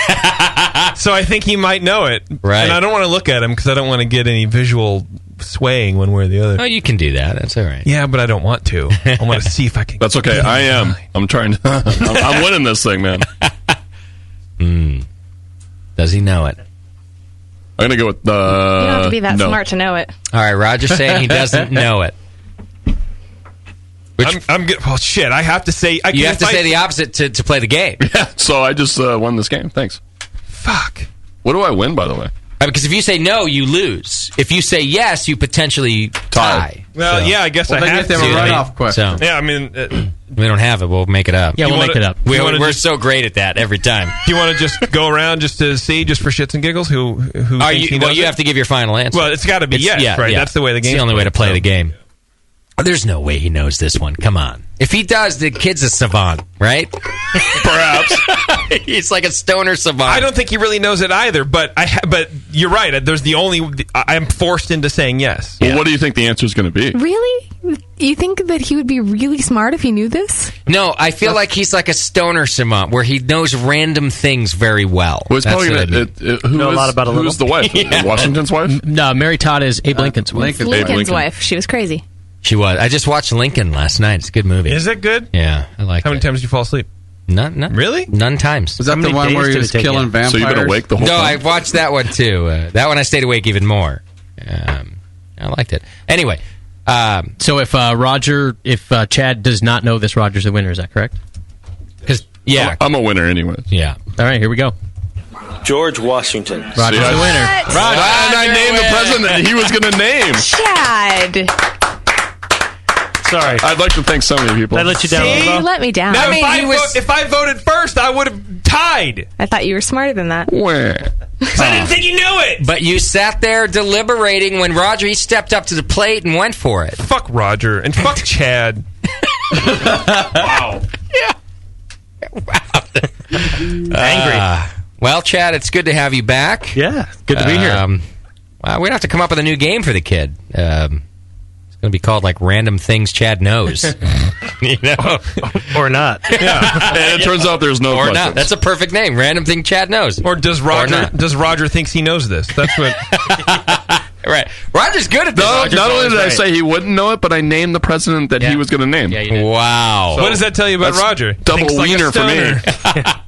Roger was very good at this game. We might have to bring him back for the Brewcaster, the other game. It could be called What Would Chad Say? America. He would say America. America. America. I love it. You know, on 4th of July, I saw some asshole post that, guys, it's not America. Our country is called America. What a douche. And people, blah, blah, blah, blah, and all this fucking shit that we already know. And I just thought, don't you get it? Well, it's especially stupid because we're not America. Yeah. We're the United States. Right. And the people that are saying America are clearly, in a way, they're having a sense of humor about being patriotic, and there's nothing wrong with that. Some of them are. And it was this whole fucking rant about it's not and it was like, really, you felt like you needed to correct us on that one? Yeah. They took a jab. I mean, even the dumbest among us. Are you looking at me because I did that? Even the dumbest among us, Bevo, okay. know that it's spelt America. It's not nice. Right. You know? Sam wore a T-shirt that said America to the 9/11 memorial. Yeah. Wow. In New York City, they and went to the Statue of Liberty. Yeah. Sam, just full of couth. Yeah. Went to the 911 memorial and wore his America shirt. I probably would have taken a shot at him. I would have Really? Yeah. No, Why? Not really. That woman would have. Whoever I saw post that stupid thing. That's wrong. Really? But it was right. But it seems right to me. Yeah. All right, Chad, thanks for being here with us. Thanks for having me. And let us know what happens with this beer bar or whatever you're working on. Definitely. Whatever top secret thing's going on. You put a flag out front? Hurry up and wait. Beef, do I have to take a phone call or are you just on the phone? You do. It's a girl. Jill the Her Thrill? name is Jill the Thrill, and she apparently got a really good pickup line from Tasty at NHC. Oh! These are always fun stories We'll to take this call anytime. hear what a creeper Tasty is. Jill the Thrill, what's happening? Better hear than feel, I guess, right? Word. Hey guys. Hey, I missed the NHC summary last week, and I just wanted to call in and give my praises about Tasty's behavior. All right, give it to us. What did Tasty do? Well, I was completely impressed because, I've been single long enough that I think I've heard just about every line out there from every drunk or sober guy. Right. But the best one really has to go to Tasty because he worked me pretty hard for a couple days, and finally that last night, he says, "Come on, Thrill, let's just go kiss a little. I just want a little kiss." And I had a really bad cold by then, ha ha ha. And I said, "Sorry, Thrill, sorry, Tasty, I'm calling you out." Hey, so he says, "Come on, just a little kiss." I said, "No, Tasty, it's not going to happen tonight." And he goes, "Okay, well, can we just go somewhere so I can touch your boobs?" Yeah! That's a great pickup line. That was smooth, right? I swear to God, Tasty, it was nanoseconds away from happening, and I just, we just ran out of time that night. Oh, so much beer. It's love lost for sure. So it almost worked because you were kind of like, well, fuck it, I guess so. Well, you know, as long as I wasn't going to give him a cold, you know, I just didn't want to get him sick. Because he might die. So I can feel your boobs. I said, no, I don't want to kiss you, but I'll motorboat you. Oh, boys. So, but I do have one question, though, about the whole cookie thing, because I got a little bit confused, because he did show me one of his cookies, and I thought his cookies were wrapped in foil, but this one was kind of wrapped in foil, but it had that phrase on it that said, ribbed for her pleasure. I don't understand. Did you pull out the other cookie, I had the wrong Tasty? package, yes. You're like, sorry, wrong pocket. Yeah, wrong pocket. Oh, shoot. Tasty, I'm so sorry. It's all right, Jill. I forgive you. I forgive You didn't eat that one, did you? It's an easy mistake. It's tough to chew. Oh, come on. I am a lady. I never tell all my secrets. Jill the Thrill is a badass. This is the first time we've gotten confirmation of Tasty's creepiness. Until now, it's just been rumored. However, rumored, Tasty, once again, I have to give you props. That is a fantastic line. Yeah, I don't understand why that's creepy. He wanted to go somewhere and touch the boob, not right Next there. time I'm going to say, I think I'm getting a cold. Can I just go down below? Right, can we just go somewhere and touch your boobs? Yeah. Wait a minute, I'm confused. That was supposed to be creepy? It actually worked. No, now I'm see? confused. Tasty, I you were will so say close. I was a little bit sad on the NHC recap, though. The only thing that I regret about the whole NHC is I finally got a chance to talk to Mitch Steele, but it really was impossible to talk with him with Tasty's tongue down my throat. Oh. Yeah, you get garbled that way. Right. I like that. I like how you preface this with, Tasty was hitting on me for days. So it wasn't until day 3 or whatever. Well, no. It's a slow process. We could review some of the text messages I got. Yeah. Can we? Oh, no, don't do that. One of them, okay. Oh, dear. You know, just one of them is looking to spend some private time with me and help me with my brewing skills. I really appreciated that attention. I make that offer to lots of girls. Brewing skills. I have the same text on my phone, Jill, from Tasty. Dang it. Yeah. I thought I was special. I mean, he did name me, so whatever. Well, thanks, guys. I just really had to praise Tasty. That was the best move ever. And, you know, it just might work at GABF. So try again, Tasty. Yeah, we should be, yeah. Did he text you any pictures? It's like, yeah. Did he text you any pictures of his own boobs? Only the ones I put on the internet. Perfect. Jill, when's your birthday? End of April. Okay, never mind. You won't be too old for him. Oh, honey. He didn't name me Jill the Thrill for no reason. Oh, you gave the name, Tasty. I don't know that. Attaboy. I like my He Tasty. did, and then we put it. My brew club put it on one of my shirts, just so that they know they could recognize the body when they scraped me up after the BN party. Right. After you were murdered by one of our creepy hosts. Hey, thanks for a great party. It's the best. That BN party is the best party you'll never remember. Right. I'm glad you enjoyed it. Thanks for the call, Jill. You're fun. Cheers. Thanks again, guys. Love you. Love you. There you go. Jill the Thrill, ladies and gentlemen. Tasty, good job. Living up to your name, my friend. Yeah. It's all mostly true. That's what's sad about that. Right. He's going to his phone and deleting the history right now. Sending her a text. Way to go, big mouth. Yeah. Phone just flew across Martinez. Jill the Thrill, delete. Until GABF, that is. Wait, it's coming up. It is a great pickup line. Can we just go somewhere that I can touch your boobs then? What a good answer. That's like a first and second base rundown. Yeah, her having a cold wasn't like a showstopper. No, exactly. But for most of us, it is. We're like, you know, we get shot down. It tastes like, that's fine. Right. I didn't really want to make out anyway. Yeah, oh, you have a cold one? Just go ahead and go down. I mean, making out was sort of a means to the boob anyway. So, you know. I should tell you what she told me. Yeah, you should. Well, she called you out. Call her out. Yeah. I'll tell you when we go off the air. What? She just called you out on air, Tasty. Wow. I think she would be satisfied if you did the same. No, I can't. No, there's still a chance at GABF. So. yeah. She'll be at GABF, so, you know. You sure? I'll give you one last chance. No, I can't. Can you give us a hint? How dirty was it? It's dirty enough. Okay. Yeah. Good job, Tasty. So Tasty made a move that made him look like he was drinking a pint with no pint in his hand. Roger Davis did that, not me. Hey. I didn't do. Why are you blaming me? I'm just saying. How do I change my voice? I'm free. Right. I'm free and clear. All right, I think we're done, yeah? Twitter game? Twitter game. All right, let's find out who our Twitter game winner was. Twitter game tonight was Name Justin's Racehorse. Yes, that's true. What do we have? Blobberglup says the racehorse would be called Win or Become Glue, you piece of shit horse. That's pretty good. I would be angry like that. Yeah. Joe Schmo wrote Damo. Good. Blake Russell says friend request.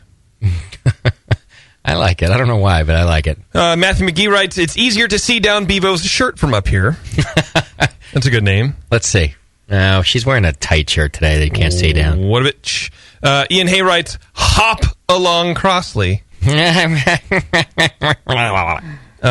then Thomas Johnson says, not your bro. His last name is Johnson. Well, I like not your bro, and I'll turn you into glue. Those are both things I would probably say. So at least they're accurate, if not hilarious. Okay. But if anybody else wants to vote on one, that's fine too. Anybody? Okay. Nope. So those are our two. Raise your hand if it's what's it? The glue one? Yep. Win or become glue, you piece of shit horse. One hand, and if it's not your bro.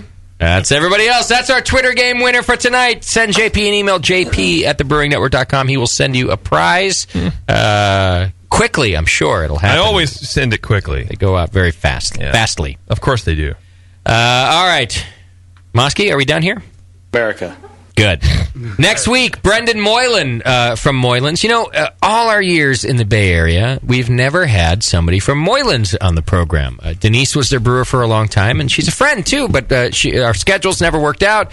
But we're having Brendan Moylan, the owner of Moylan's Brewery, on the show next week. It's a Monday show, and I'm excited about that because there's not many people left in the Bay we haven't talked to. Yeah, he's a fun guy, and you'll hear how I totally embarrassed myself in front of him by assuming he wasn't who he said he was. Even better. All right, so we'll do that next week. Plus, we'll now keep you up to date on the Brewcaster Challenge. We'll find out if the guys brew over the weekend, and that whole thing is rolling. Let's get out of here. JP, take it. Yeah, I'll take it. Thank you to our show sponsor, More Beer. You can get absolutely everything you need to make great beer at home by going to morebeer.com. Social commentary that doesn't matter at all, follow it at Major Jip. Scott is there as well, and they're being on Twitter. If he's not counting his money, by candlelight. Follow him at Moscow Paints. For some good beer insight and homebrew information, follow Nathan Smith at Nathan Homebrew and Mike McDowell at Tasty McD. Production director on the session has been Push Eject. Tonight's show has been produced by Scott Moskowitz. The butt of all jokes has been JP. Your call screener and hood rat has been Bevo. And your host, as always, was Justin Crossley. Be sure to find the Brewing Network on Facebook and Twitter.